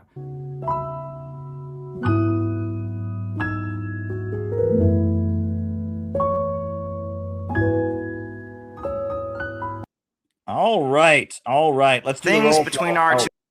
Let's do the roll call. Names and locations, folks. Names and locations. I will call you all out as I see you. Who is with us tonight? Names and locations. Names and locations. Who is with us? Who is with us? Names and locations. Names and locations. Who is with us? Who is with us? Names and locations. Names and locations. Who is with us? We got John McCarthy in Chicago. Good to see you. Good to see you. Good to see you. Jane in New Zealand. Good to see you. Good to see you. Good to see you. Names and location. Jacob in Wisconsin. Good to see you. Cassie in West Virginia. Good to see you. Alex in Brazil. Good to see you. John in Florida. Michael in Bayonne. Good to see you, Michael. Cheers. JD in Pittsburgh. Cool. Gabby in Chicago. Saviero in Mexico. Ellie from Chicago. Good to see you, Ellie. Good to see you. Shout out to you. Hope the new grandbaby is doing well. The South. Huey Long. Ian from the Yukon. Good to see you. Good to see you. Good to see you. Good to see you. Good to see you. Good to see you. Good to see you. Anybody else? Names and locations. Names and locations. Names and locations. Who is with us? Names and locations. Names and locations. Who is with us? Who is with us? Who is with us? Dan in LA on the official CPI YouTube channel. Join us for the workshop. That's true. I'm headed to LA. That is true. And I'm headed to Minneapolis. Date not set yet. We're having 2 workshops in the lead up to the convention this summer. So yes, Los Angeles, June 5th and 7th. We need to get a poster and a sign up. And yeah.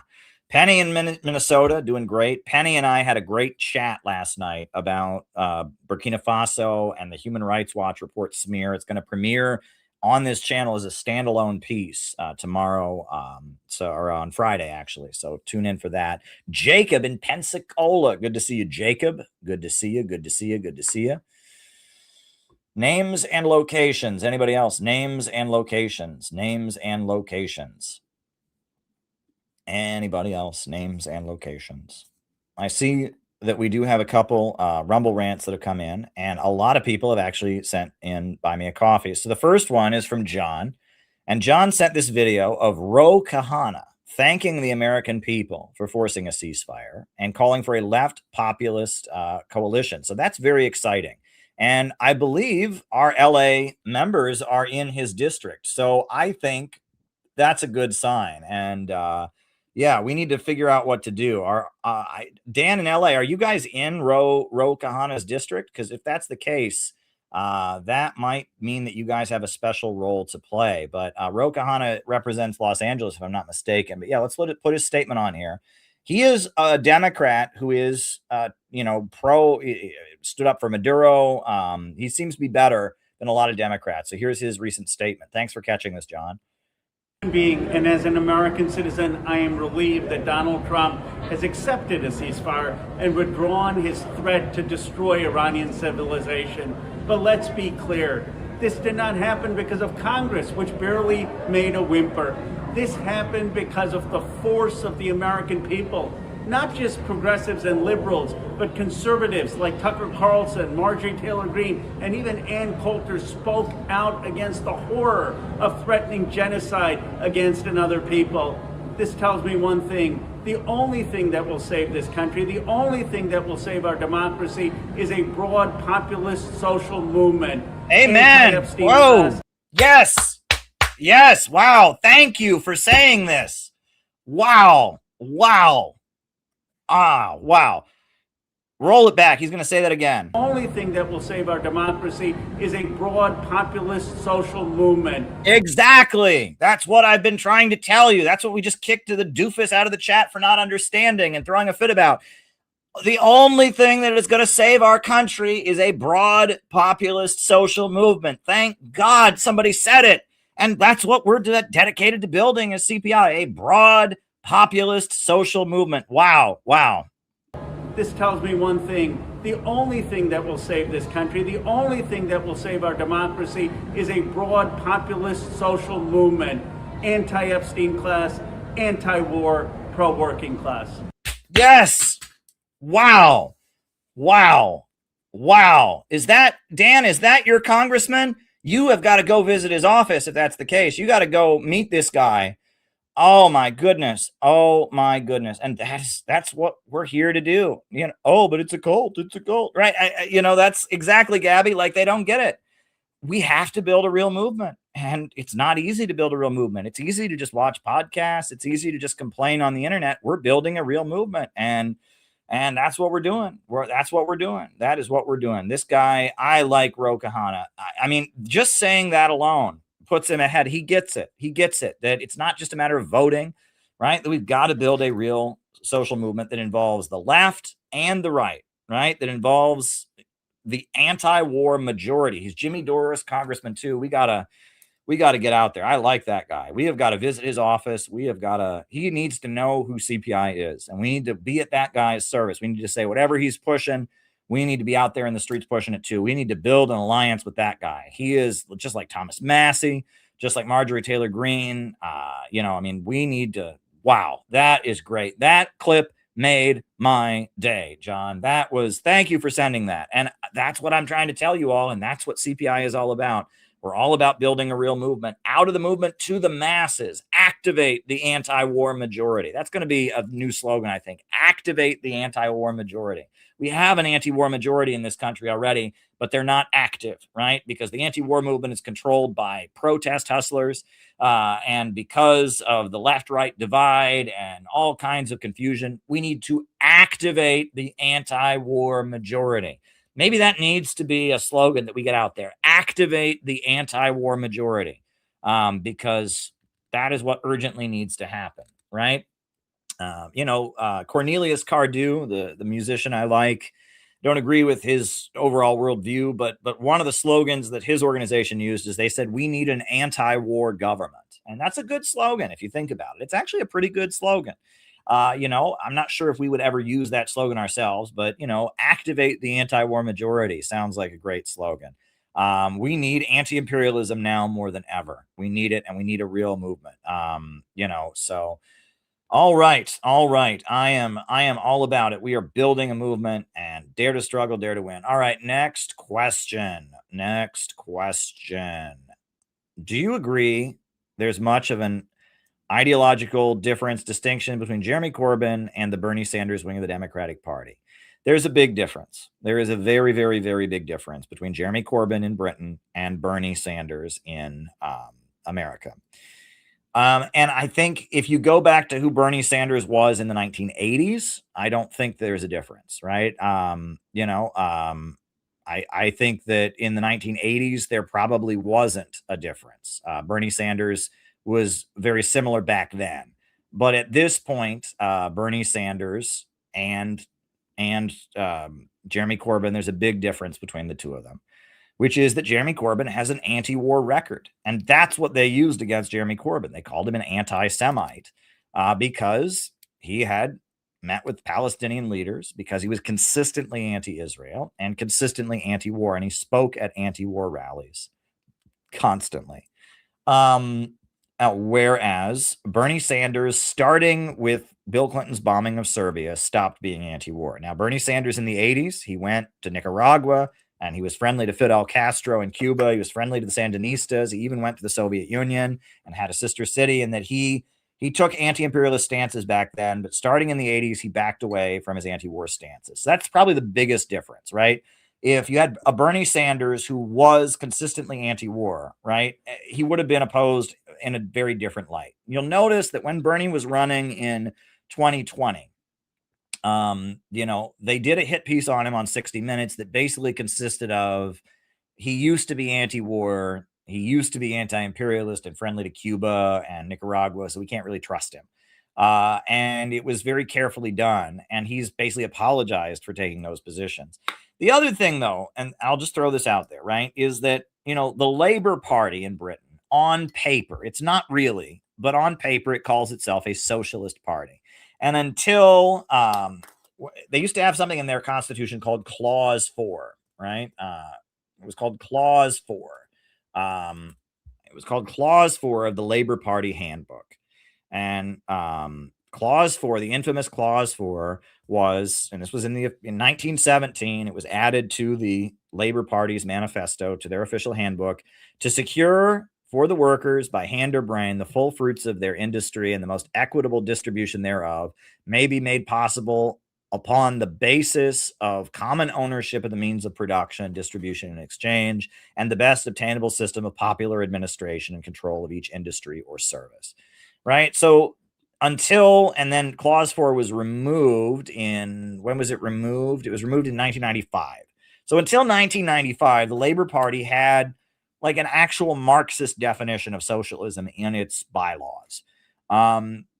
They were never that, and they were phony, and they were a pro-imperialist party that sent troops to Zimbabwe, to Rhodesia, to defend Rhodesia from the black people, that sent the military to Palestine to kill Arabs, and defend the Zionist settlers in 1936. I mean, the British Labour Party was always an imperialist party, but they had like socialistic workers control the means of production stuff in their platform. And in Britain, there's a whole, like in America, we had McCarthyism. So after the 1950s, talking about communism in America was very rare. You had the new communist movement in the 1970s that tried, but they never really built a base. But in Britain, from the time of World War II up until now, you have just a lot of Marxists, right? You have a lot of Trotskyist groups, you have the remnants of the old British Communist Party, and that, Marxist labor union politics are much more part of British life. In America right now, less than 1 in 10 workers is a member of a labor union. And of that 1 in 10, about 90% of them are government employees. In Britain, it's not like that. In most British jobs, you have a union. And those unions were built by the socialists and the Labour Party, and that labor union consciousness, Marxism is much more something that people in Britain are aware of. And so because of that, Jeremy Corbyn, not only is he anti-war, but there's also like, when Bernie Sanders called himself a socialist, all that meant was, I want a bigger welfare state. In Britain, if you call yourself a socialist, people know that socialism means getting to a society where profits are no longer in command, where the banks, factories, and industries are operated on the basis of serving public good, not the profits of a wealthy few, right? I mean, and until 1995, the Labour Party had to say that's what they believe.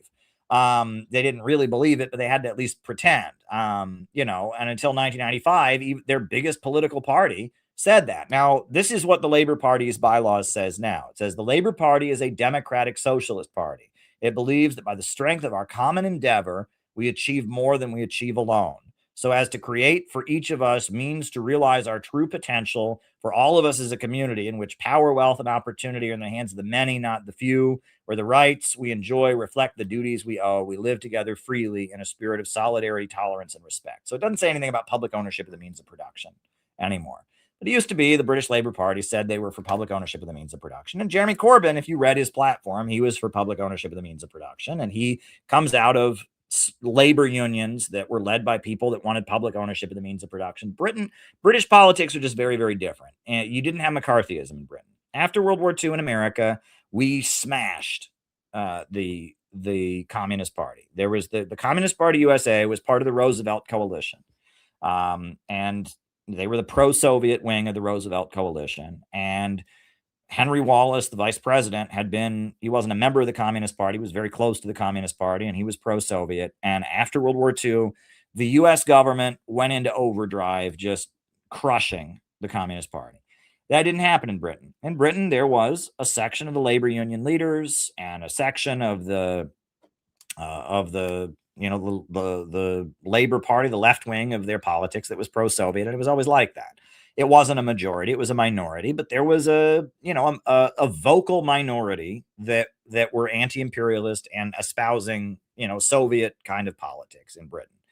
And that is what makes you have a Jeremy Corbyn. Jeremy Corbyn is not that. He's a social democrat, but he has to appeal to that. He has to answer that. He has to respond to it, right? He's a member of a party that used to call for public ownership of the means of production in its platform. He's consistently anti-Israel. He's met with the Palestinian resistance. He's a different animal completely. He's just a completely different entity. And Jeremy Corbyn has a lot of political problems with him, but at the same time, he's not Bernie Sanders. Bernie Sanders maybe was closer to what Jeremy Corbyn was in the 80s. But at the same time, at this point, Bernie Sanders' message is the government should give people more free stuff. That's Bernie Sanders' message. You remember Bernie Sanders, when Trump attacked Iran the first time, Bernie Sanders said nothing. He said nothing. And then finally he said, well, America shouldn't have, but it's okay for Israel to attack Iran. That was Bernie Sanders' position. Now, Bernie Sanders, once this war started at the recent No Kings rally, he came out full on against it. Okay. It took him that long, right? We were in the streets saying hands off Iran, and all that. Bernie Sanders, he supports Euromaidan. Bernie Sanders, he supports U.S. giving weapons and funding to Israel. He even told some of his supporters to shut up when they opposed it. He supported bombing Yugoslavia. I mean, Bernie Sanders is not anti-imperialist at all, really, at this point. I mean, I guess he's against this war because Trump is doing it, but it's okay for Israel to bomb Iran, just not America. That doesn't make any sense. Bernie Sanders may have come from a similar place, but his politics are not the same. And his platform was the government should give people free health care like it does in every other country in the world, pretty much. The government should pay for people's college like it does in almost every other Western country in the world. That was his platform, and we should tax billionaires to pay for it. That's not socialism. That's not anti-imperialist. That's not changing the economic system. That's just, can't we be a little more collectivist and give more benefit to our citizens, just like other countries do? That's really was his platform. Whereas Jeremy Corbyn, was an actual social democrat. He really did want to gradually move Britain towards having a planned economy. He had anti-imperialist sentiments. It's a little bit different. Anyway, I explained it. I made the point. But it's a good question. It's actually a good question. It's important to clarify. And honestly, the difference around these things is really important. During the 2016 Bernie Sanders campaign, I pointed out Bernie Sanders is not a social democrat, right? That Bernie Sanders is a liberal, right? That social democracy as a movement is a movement that, comes out of Marx, that the British Labour Party. Social democracy calls for public control of the means of production. And I had all these people in the Marxist group I was in insist, no, Bernie Sanders is a social democrat. And I said, no, he's not, right? Social democracy is a movement that advocates the common ownership of the means of production. Social democracy, even though it sells out and it's not anti-imperialist, social democracy does call for a planned economy. It does call for the workers to control the means of production. And I had a whole bunch of people insist that's not true. No. Social democrats just want a bigger welfare state. And I said, no, actually, no, right? Welfare state, that's liberal, that's Keynesianism. But social democracy, in what it is, and even when they were in power, right, in the Nordic countries, right, they were in power, they created more of a welfare state, but they even had and I think it was in Sweden, they even had a fund, right, that these workers paid a tax that went into a fund so that eventually the union would buy the factories or something. They had long-term schemes to eventually create a planned economy. So, but Bernie Sanders just wants more of a welfare state, right? Yeah, just tax the rich and give people more free stuff, which we're not against that. I'd like people to have health care. I'd like people to have more economic benefits, but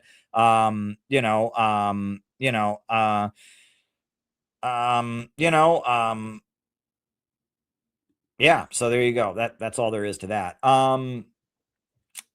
Okay, so next question. Okay. And this is an interesting one. How can you, as a supposed socialist, support Iran hiking up gas prices for Americans as a form of warfare? So Americans should suffer because Iran is fighting Trump. I was neutral on the war at first, but closing the strait and damaging our economy was a step too far. Iran's actions have forced real socialists to support America. I find that an amusing question. I almost feel like this person is like throwing me a softball. This is like somebody who agrees with me. They're calling themselves anarcho-Menshevik. I think they're like testing me. But first of all, I no longer use the label socialist because it has no meaning. Right? The word socialist doesn't mean anything any longer. Right?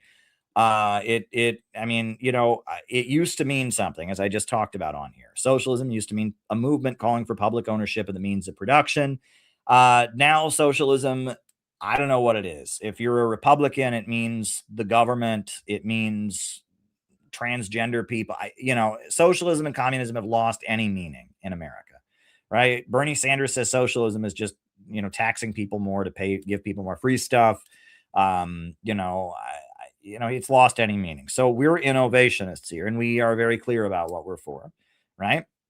And that our understanding is that there is a system that is grinding Americans into poverty, and that system is called globalism, imperialism.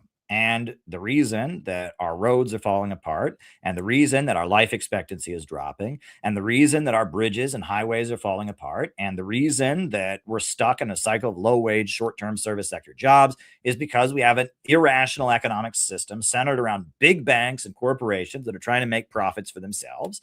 And so they are addicted to waging wars around the world to dominate new markets and dominate the world. And at the same time, they don't care about us. And they used to need kind of a stable aristocracy of labor, a comfortable working class at home. But now they're getting rid of that, and they're transitioning to a low-wage police state. Iran is a country that broke out of that system. They were under the domination of Wall Street and London for a long time. They had the Shah, who was a US-backed dictator, but in 1979, they broke out of that system. And that's why Israel is trying to destroy them. And that's why Trump is trying to destroy them.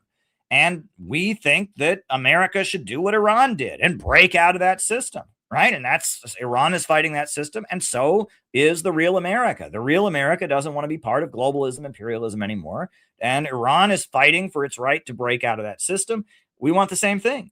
And so and Iran is under attack under those circumstances, and they made clear they didn't want to do that, but their people were being killed, and so they took that move. And that's purely Trump's fault, right? Iran didn't want to drive the gas prices up, but they were being bombed. They were being bombed and attacked, and an elementary school was blown up, and their president was killed, and all kinds of civilians were murdered as they were dropping bombs on them, as Israel and America were doing it. And so it's a picket line, right? Are you against picket lines, Mr. Anarcho-Menshevik? If workers go on strike, right? Workers go on strike, that drives prices up too. Did you know that? If a group of workers go on strike, if the workers on the farm that makes apples, that picks apples, go on strike, the price of apples goes up. Are you against that? Should apple workers, workers in apple orchards not go on strike because, they're driving up the price of apples?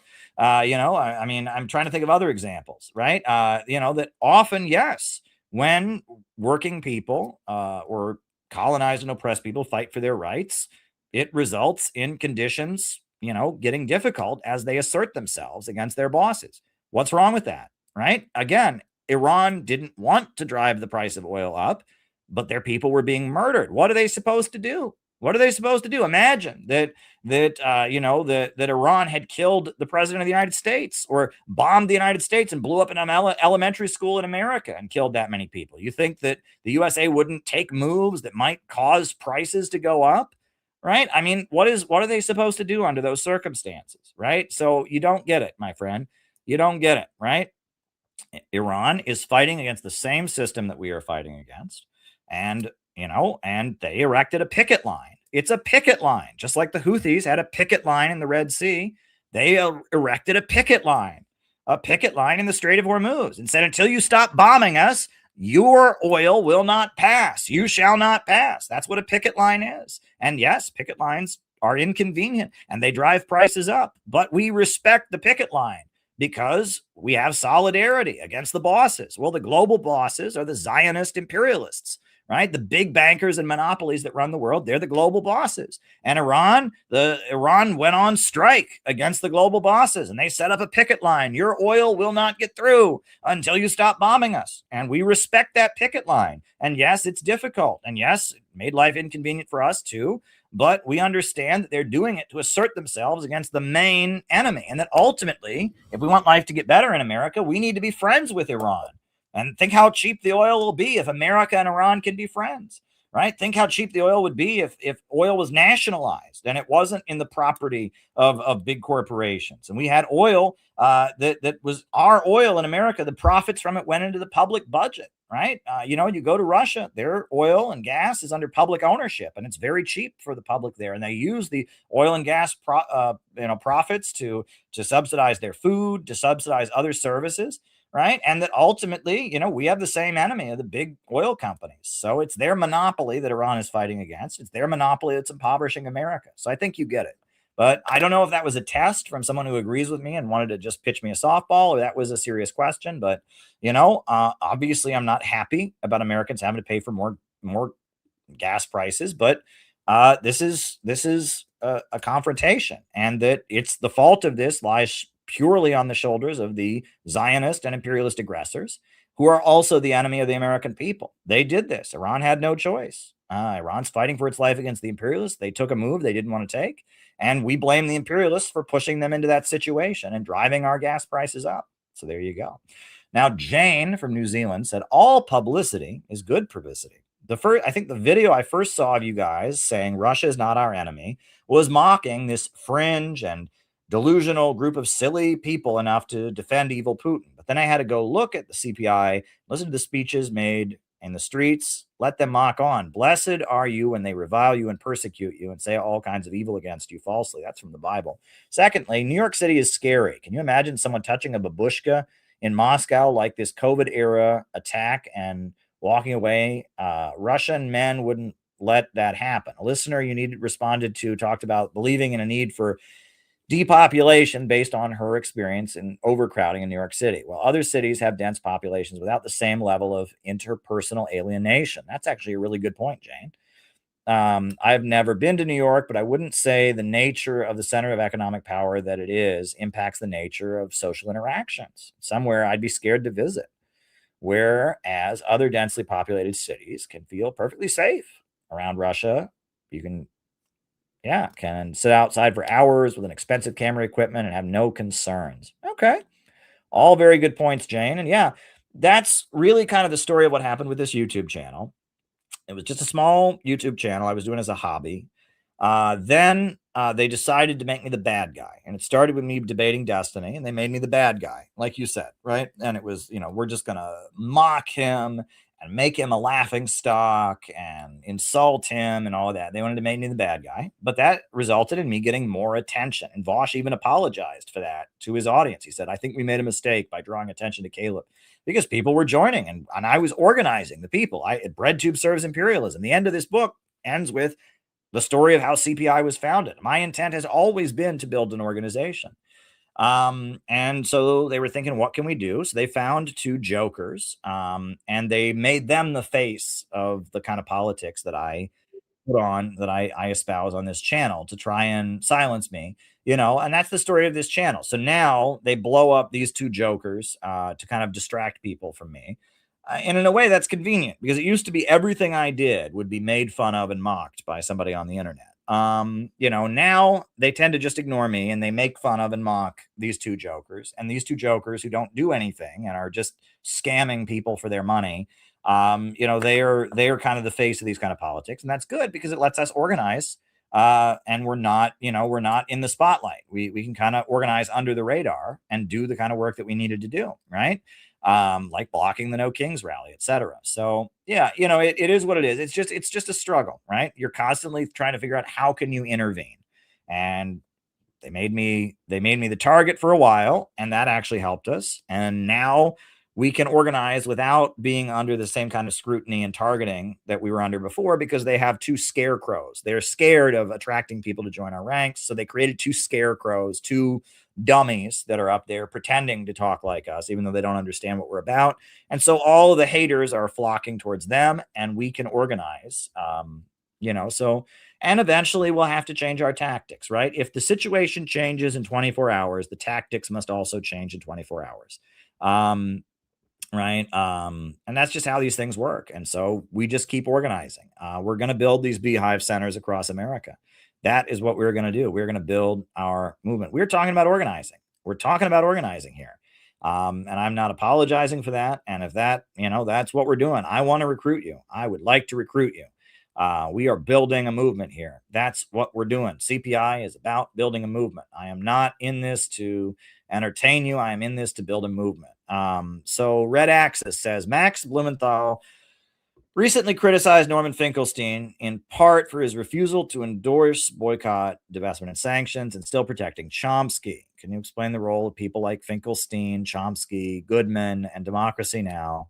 In the media and their similar role, and how the Baha'is are treated in Iran and why? Okay, so that's that last part there. I'll do the first part. The Baha'i faith, they were heavily. It's a small. Okay, let me back up. All right, in terms of religion, right? The three major Abrahamic faiths, you have Muslims, Christians, and Jews. In addition to Muslims, Christians, and Jews, you have what they call in the Middle East sects, that are groups that are neither Muslim. Some of them have roots in Islam. Some of them have roots in Christianity. Some of them have roots in Judaism, but they've gone their own way. One of those is called the Druze, the Druze, right? Druze. You have Alawites, right? You have the Yazidis, right? And that these are religious groups that, have Abrahamic roots, but they've kind of gone their own way, and that maybe they were part of Judaism or Christianity or Islam at one point. They've become kind of their own thing. Baha'ism is that. It is a religious sect that I think it has roots in Islam a long time ago, but their prophet is a guy named Baha'u'llah, right? And he combined Judaism, Christianity, and Islam and Buddhism all into one group. And it's a sect, right? It's just a really, really small offshoot of Abrahamic religion. And in Iran, the Shah of Iran, his inner circle, was very, very heavily populated by Baha'is. My understanding is that Baha'is are very liberal sexually, right? That, Shia Islam, which is the primary religion in Iran, they're pretty strict, right? Men and women, if they're not married, they can't touch each other, right? Can't hold hands. You can't, shake hands, right? You're in Iran, you don't shake hands with women. Shia Islam is very strict, right?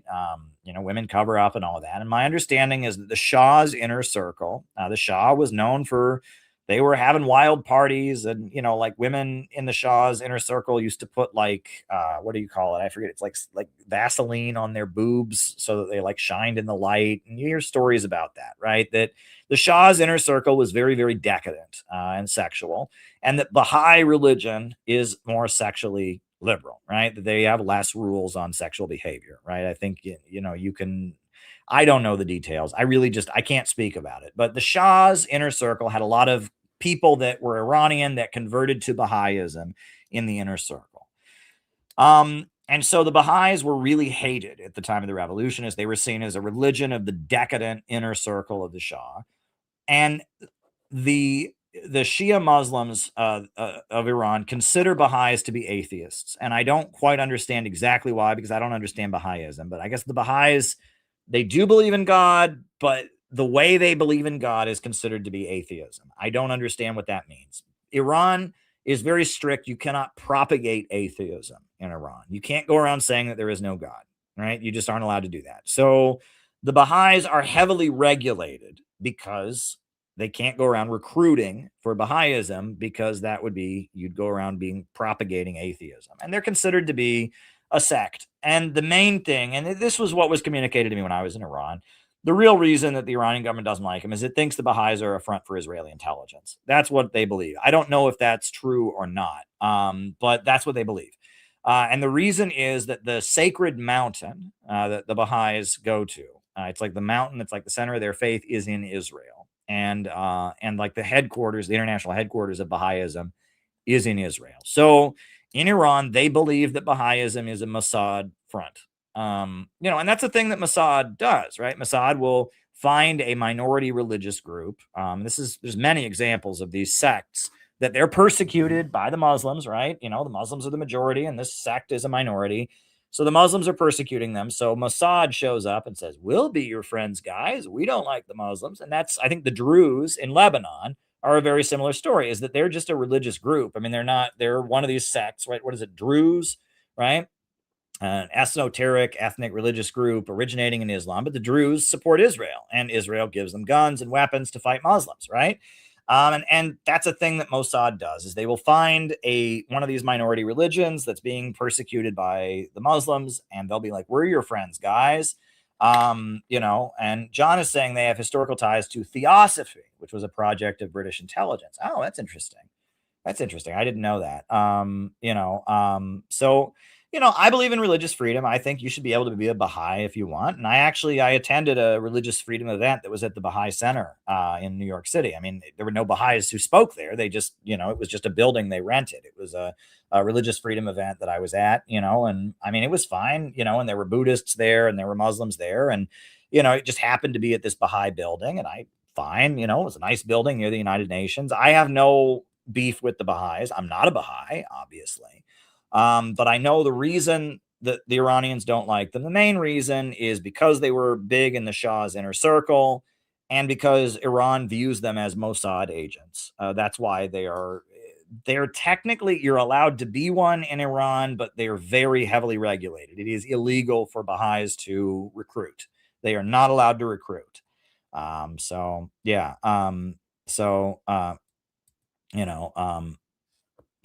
it's complicated. And Red Axis is telling me that some of the Druze in Lebanon support Hezbollah. I didn't know that. So again, this stuff gets very, very complicated. But yeah, that Baha'ism is a sect. So then that was the second part of your question. The first part of your question, look, I'm holding back a little bit right now. I am, because I get very, very fired up about this claim that Norman Finkelstein has doubled down on, that Ben Norton and all these people have out of the blue. Israel doesn't control the United States. No, it's Israel's a poor innocent victim. It's actually evil America. And I take that personally now. I used to believe that, right? I used to believe that, and that was the communist line. And having spent a long time in communist groups that are run by crypto Zionist Jews, I understand what that's about now.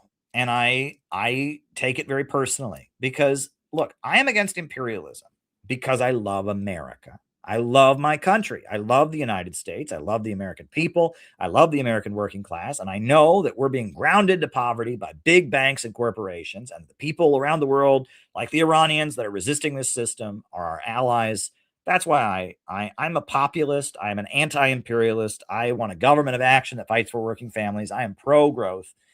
However, unfortunately, and on paper, that's what communism is supposed to be. If you read what the Communist Party said in the 1930s, that's what it's supposed to be. There are a group of people in America that are communists for a very different reason. They are communists because America is against communism and has been since the 1950s. And they feel that white Europeans are all a bunch of bloodthirsty anti-Semites and want to kill them. And so they want to be friends with anyone who's against America. And that's why they're communists. Okay. And that's all it is. They're not interested. They don't want to fight for America. And if you listen to Ben Norton, if you really listen to them, and if you listen to, Danny Haiphong and certain other people, the reason that they are adamant, they are just adamant that Israel is just being used by America is because they want to hate America, right? And if Israel was imposing its agenda on America, that might mean that America might be good. And they're not really mad at American imperialism. They're mad at America on an ethnic, cultural level. They hate the flag. They hate the Bible. They hate the Second Amendment. They hate country music. They hate the American military. They hate all the things associated with America. And they are attracted to anything that looks like a persecuted minority in America, because it's against America, right? And so if the Israel lobby is subduing America and forcing America to do bad things, then America's not the bad guy, right? Then the bad guy is Israel, and that, they can't accept that, right? And I take it very personally, and I get very fired up about it, because what they are saying is this. Imagine, right, that there was a lynching, right? A lynching, a group of white Ku Klux Klan guys went and grabbed an innocent black person and killed him. And I, as a white American, stood there and said, oh, those poor Klansmen, they're being used. Racism is just a tool of America. If I did that, you would say, Caleb, how dare you? Those Klansmen committed a horrendous crime. Yes, maybe they're misled. Yes, Wall Street promotes racism, but they're responsible for what they're doing. And you would be right? Those Klansmen committed a horrendous hate crime. Israel is committing horrendous crimes. And what these people do, and I have stood next to them as they've said it, I have stood next to crypto Zionists, to communists that would see mobs of, during the height of Black Lives Matter, there was a rally in New York City called Jewish Lives Matter. And it was a bunch of hateful Zionists, saying kill the Arabs and outlaw Islam and all this. And I stood next to crypto Zionists that said, oh, this is so sad. And the same people would rip my head off and would rip the head off of any, and I'm really tired of that, right? If their people are racist, if their people do evil things, oh, it's just a mistake. They're just being used by evil America. But if my people do awful things, oh, they need to be condemned. And I'm tired of it. I'm really goddamn tired of it. And at this point, it's really obvious. Listen to what Joe Kent is saying. This guy is, the head of the U.S. counterterrorism department, even supported killing Qasem Soleimani. And even he's stepping down and saying, yeah, Israel's pulling the strings. Netanyahu was in the war room. Did you know that? He was in the war room during this conflict, telling Trump what to do. Epstein files. It's really obvious. Yes, Israel was created by the British Empire and the United States imperialists set it up, but they have their own power. They have their own network of people that are loyal to them, and they are able to force America to do things that America would prefer not to do, right? But that can't be true, because then you can't hate the flag anymore. You can't hate country music. You can't hate guns. You can't hate, and it's an ethnic thing.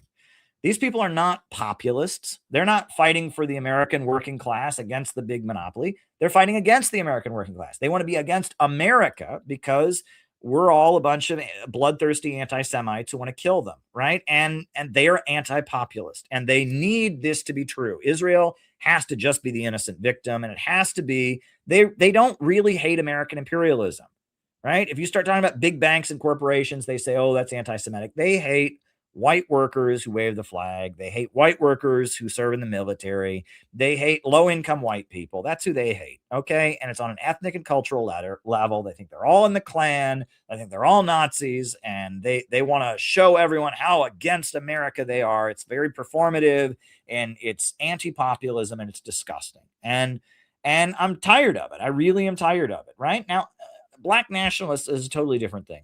If Black people say, look, I don't identify with America, I'm Black, that's fine. That's different. But for these wealthy white people who are white, they look just like any other white person. They just happen to identify with a certain, religious group. Most of them don't even believe in that religion anymore. But they walk around and it's just, oh, I hate America. I hate America. And it's not they hate American imperialism. They just hate America. All right. And I'm tired of it. I'm really tired of it. And I was with those folks for years. And I learned that no matter how much I tried, they were always going to see me as that. Right. Even if I was an atheist, I followed their line. I believed everything they said, but I was still, oh no, he's Caleb. He's he grew up in a religious family. He's no good. He's from Ohio where everyone's an anti-Semite. I'm just, so when I hear that, you want to have an esoteric argument about who did this and who did that. No, it's not. Okay. Israel, there's a wing of American imperialism that is Israel first. Okay. And that wing of American imperialism has the upper hand and is more concerned about Israel than the overall interests of imperialism. And yes, it's part of U.S. imperialism, but it's not the whole thing. And yes, Israel is running the United States at this point, and they are overruling U.S. foreign policy, and people are getting kicked out of the government for questioning them. And it's more blatant and more obvious than it's ever been. And that doesn't mean that we hate anyone on an ethnic basis. They hate people on an ethnic basis, but we don't hate anyone on an ethnic basis, right? And there's many Jews like, Max Blumenthal that are against it, who've spoken up against it. But there's a layer of what I call crypto-Zionists.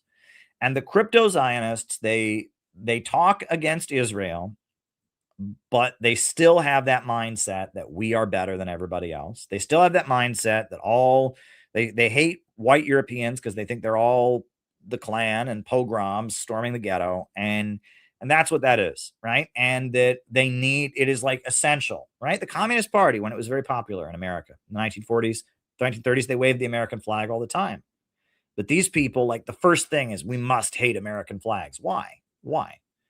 Right? Max Blumenthal, he's of Jewish descent. He's not one of these folks, right? And there are many Jewish anti-imperialists that don't think this way, that I'm proud to work with.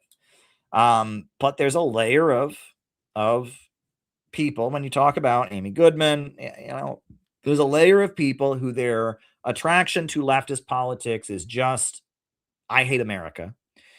And then on top of it, they will hold on to that like they just want to be against the bulk of the American population. And that's just, everything about them just gets bound to that. And they tend to be very wealthy.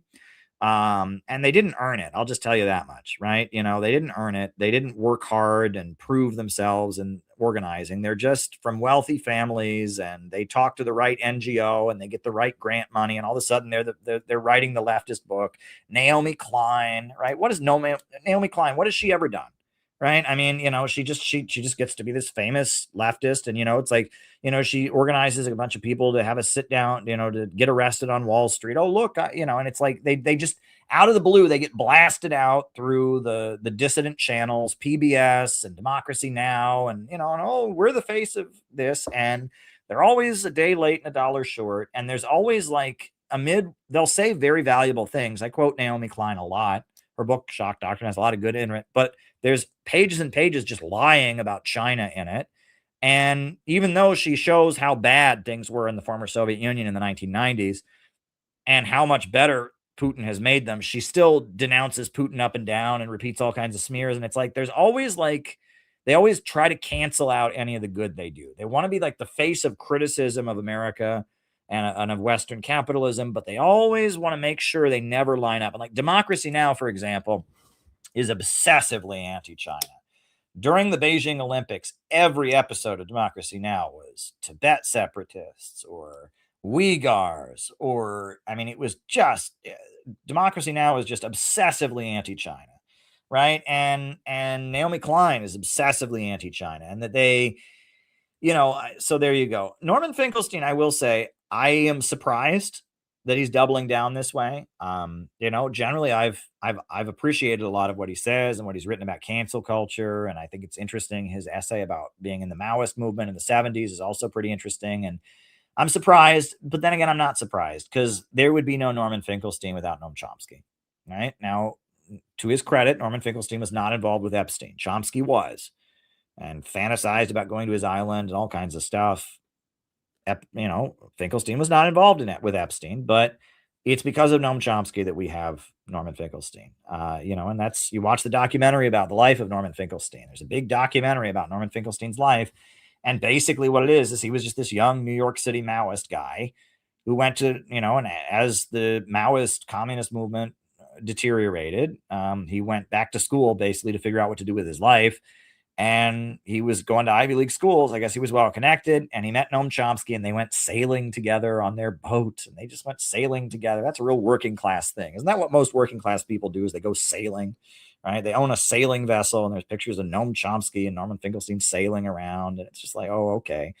And I mean, I don't know. I'm not surprised that he's saying what he's saying. I don't think that in his case it necessarily comes from the same place as these other folks. But that's why I get very emotional in response to it, because it's one of those cases of, and this is what Noam Chomsky would always do, right? He makes arguments that are not arguments. For example, his argument against Kennedy being assassinated, right? Kennedy was clearly assassinated, and it wasn't, a one-man shooter. His argument against it is, well, Kennedy did bad things, and the problem is American capitalism and imperialism, and Kennedy was not good.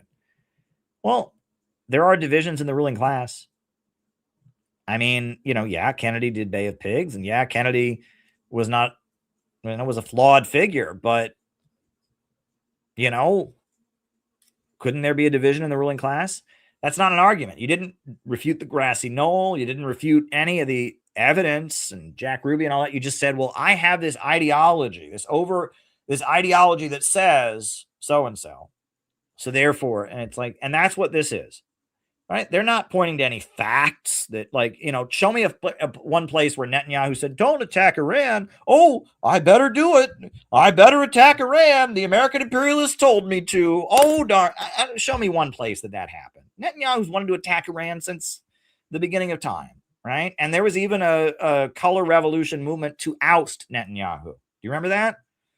Right? You remember, and George Soros and all of them were trying to get rid of Netanyahu at one point, right? The more liberal wing of imperialism that's in with Europe wanted to get rid of Netanyahu. So no, this idea that Israel was dragged into this, that is such bullshit, but it's something they have to believe. And they don't have an argument against it factually. They just have our ideology says, well, that's not an argument, right? And they do the same thing with 9/11 truth, right? You look at 9/11, right? Osama bin Laden has always been an ally of American imperialism. He's never been an anti-imperialist. Name one place where Osama bin Laden was not on the same side as the American government. But somehow, 9/11 there couldn't be any more to the official story of the 9/11 has to be true because of our grand narrative. Your grand narrative doesn't refute things. And, individual facts are not refuted by a grand narrative. And that's what the dogmatic left will do, is that, for years, I felt the same way about 9/11 truth. I dismissed any notion of 9/11 truth because I insisted that, I had the grand leftist narrative. Well, I still largely have the grand leftist narrative. I'm an anti-imperialist, etc. But at the same time, around the world, in the anti-imperialist countries like Venezuela and Iran and China and Russia, people are into 9/11 truth. And that makes me think, maybe there's something to that. And that, the grand narrative can still be true, but, that doesn't mean that there's not contradictions and details. Conspiracies do happen, right? Just because you have a grand narrative doesn't debunk smaller conspiracies. The ruling elite do conspire against each other. Israel has Mossad, which is a very sophisticated intelligence service. That does all kinds of crazy shit. And you can look at what Mossad has done. Mossad does stuff that is very crazy. For example, this is well documented in Florida at one point. In Florida at one point, Nazi magazines were being distributed by Mossad. They were going to Jewish neighborhoods in Florida and leaving Nazi magazines all over Jewish neighborhoods to scare the local Jewish people and get them to support Israel and donate money to Israel. Well, that sounds crazy, doesn't it? The idea that the Israeli government agency was buying Nazi anti-Semitic literature and distributing it. Well, yeah, it does crazy, but Mossad has been doing that. There have been instances where they've found Nazi rallies and they're not actually Nazis. They're members of the Jewish Defense League dressed in Nazi costumes because they're trying to feed a narrative, right? These things happen, right? That doesn't mean that there isn't anti-Semitism. There absolutely is. There are real Nazis. Now there's a lot more than there used to be. But like Mossad does all kinds of crazy stuff. And it does that. I mean, some things are true and some things are not. And Mossad doing crazy stuff, yes, it does happen. It does indeed happen. It does indeed happen. So anyhow, folks, I'm probably going to have to go on RT here. So I got to go change into my suit and report on everything that's happened and stuff like that. So I wish you all the best. Please donate. We need donations now kind of urgently. I'm trying to figure out how I'm going to get to St. Louis to speak at the Uhuru convention. I'm traveling next week, and we need your support. We're building a real movement, and it's not easy to build a real movement. But we need your support. So if you could please send us a donation, go to, CPI USA/donate and just send us a contribution. Send us $5, send us $10. It would make my life a lot easier right now. I'm scrambling I still got to pay the cameraman. Hempcar, I missed your tips. Okay, Hempcar. I'm sorry, Hempcar here. And Penny too. Penny. All right. Sorry. Hold up. Right. Penny, Hempcar said, you can't wave an Al-Qaeda flag here or go to an Al-Qaeda website. No different. Can you? I don't know. I mean, I don't know what I don't know legally. I think ISIS they were a little stricter about, but I don't know legally speaking if that's the case. I don't know legally speaking what the laws are about what flags you can wave and all that. I have to talk to a lawyer. I do know that material support to terrorism is very vaguely defined nowadays. So maybe if you waved a flag, they could say that's what that was. I don't know. I just don't know. You'd have to talk to a lawyer. But I assume you're explaining that you can't support Israel and Iran. And that's it. And yeah, Penny, your Rumble rant, you're next. Don't worry. I'm getting the video right now. But yeah, so it is true. We do have anti-terrorism legislation, and the main terrorist against Iran is Israel. And so that's why they don't let people, support Israel and Iran, because they consider Israel to be the main terrorist against Iran. That's the reason. So you're not wrong in the point that you're making. I would have to talk to a legal expert about what flags you're allowed to display in America. And then Penny sent this video. Penny sent this video about healthcare, right? Oh goodness. All right. I'm trying to pull up Penny's video that she sent about the Union of Sahel States, and good work, Penny, keeping up with everything. Here we go.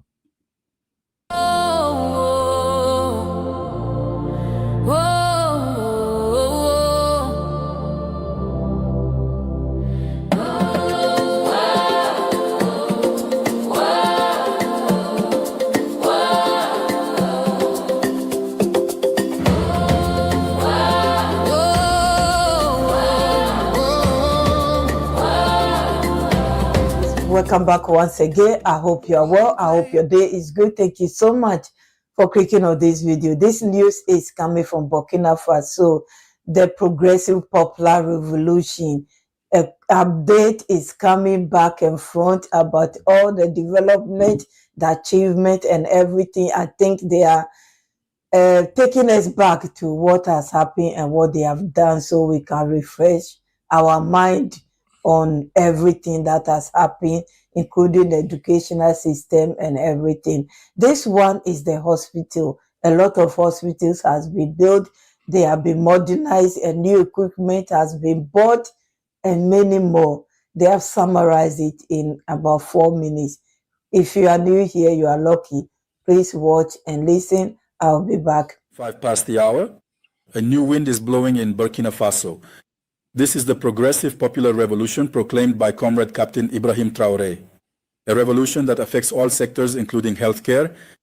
Under the revolution led by Captain Ibrahim Traoré, President of Faso, the health system is undergoing a complete transformation, and the results are already visible. Lower prices for medicines, better equipment for health centers, and the construction of new health infrastructure. Let's take a look back at some of the achievements of the Progressive Popular Revolution in the health sector with Ali Zongrana. There can be no development without a healthy population. This is something the Progressive Popular Revolution has fully understood and made its main priority. Since March 1st, the prices of certain essential generic medicines, health products, and medical consumables have seen a substantial decrease. a reduction ranging from 20 to 70% depending on the product categories, with significant discounts for tablet forms, injectables, and other pharmaceutical forms. This decrease will result in a financial impact of 3 billion CFA francs, which will be covered by the state budget. This measure has been effectively implemented throughout the entire national territory, as observed by the Minister of Health, Robert Lucien Jean-Claude Cargogo. These reductions are in addition to those already applied to CT scans and MRIs. To improve the management of medical emergencies outside hospitals, the government officially launched 10 days after the proclamation of the Popular Progressive Revolution, specifically on April 10, 2025, the Emergency Medical Assistance Service, SAMU. With ambulances equipped and qualified medical personnel on board, SAMU operates 24 hours a day, providing assistance directly at home or in public places. This system has been put in place to provide free, high-quality emergency care to the entire population. It is the result of the Burkinabe government's commitment to always provide quality health care. Another major measure is the adoption of the 1000x5 plan for the development of human resources in health. From 2025 to 2030, 1,000 doctors, pharmacists, and dental surgeons will be recruited and trained each year. This is a strategic initiative to sustainably strengthen Burkina Faso's health system and ensure equitable access to quality care for the entire population. This commitment was also demonstrated by the inauguration of the new Pala University Hospital Center by the President of Faso, Captain Ibrahim Traoré, in December 2025. The inauguration of the Radiotherapy Center for Cancer Treatment in Bobo Dioulasso by the Prime Minister, as well as the opening of more than 35 health and social promotion centers in various localities across Burkina Faso. During the year 2025, the Yalgado Ouedraogo University Hospital Center was equipped with medical and technical equipment valued at more than 400 million CFA francs by the Presidential Initiative for Health.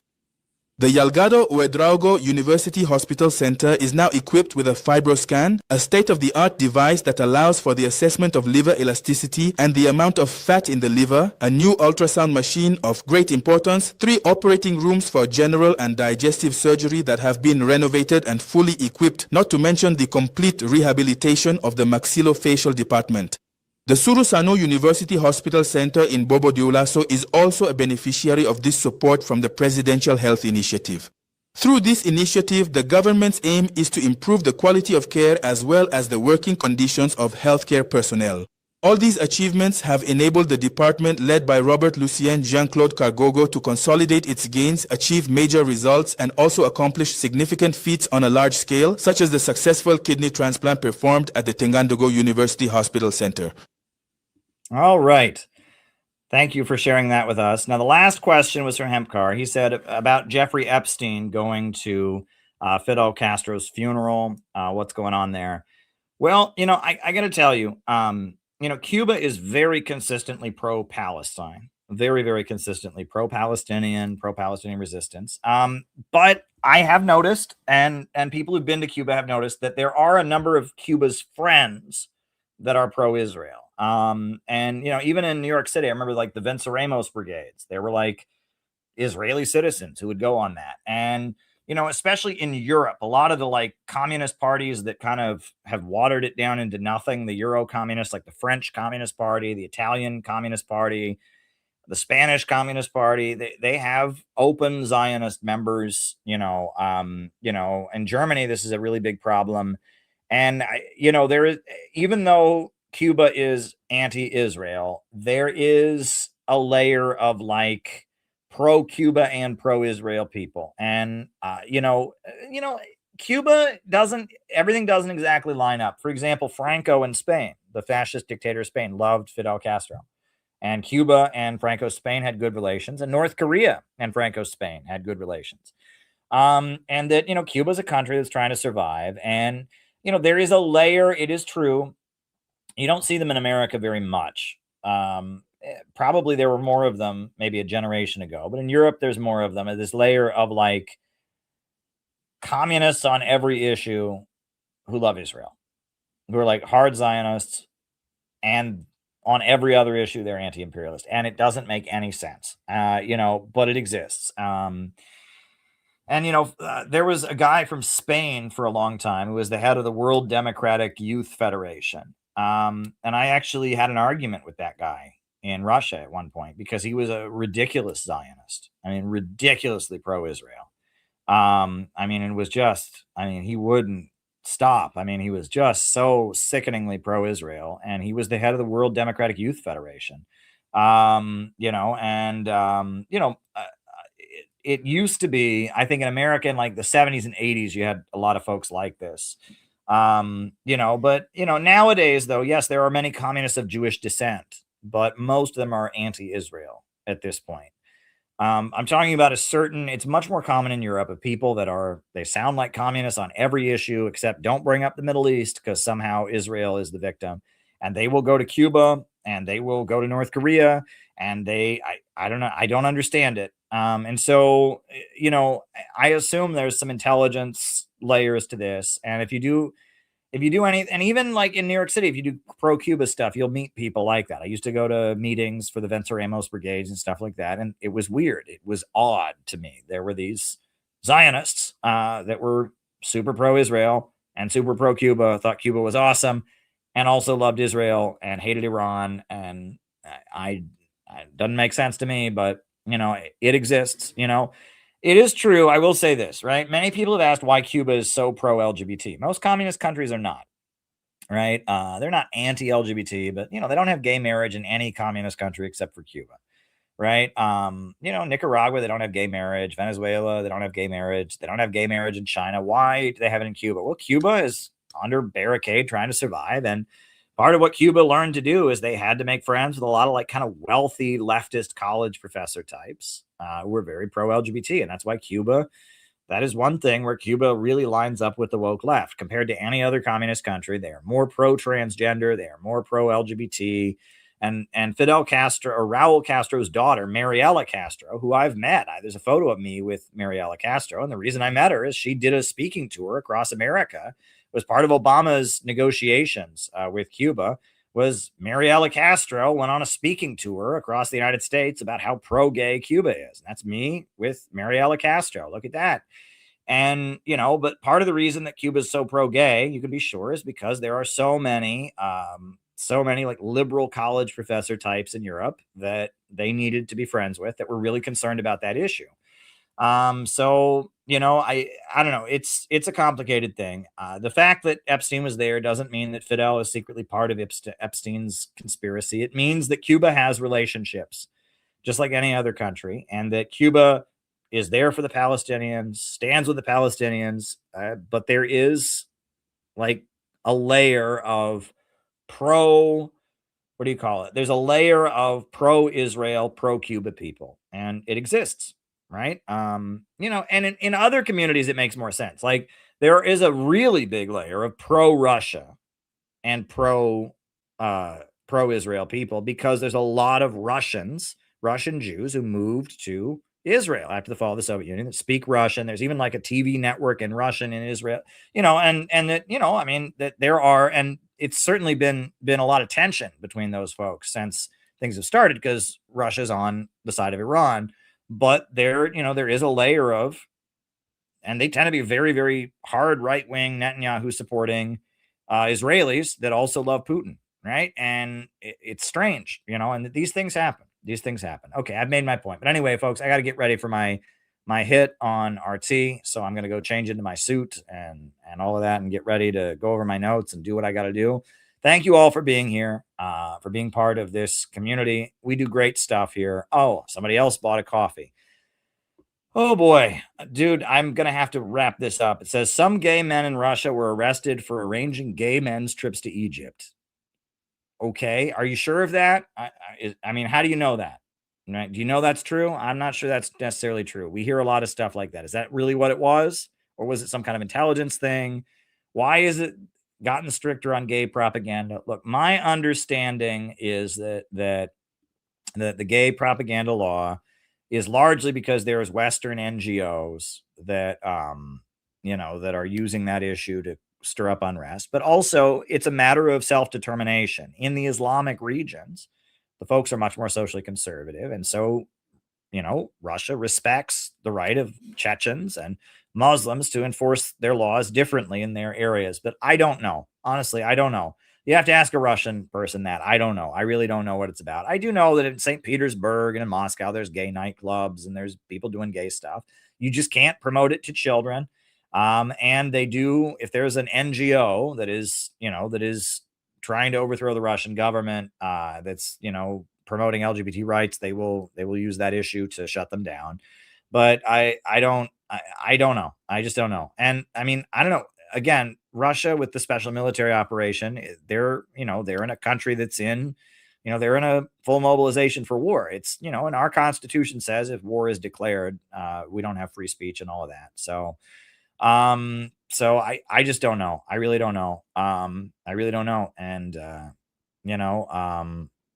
I mean, that's all there is to it. I just don't know about that. You're making claims there. You always have to fact check that kind of thing, right?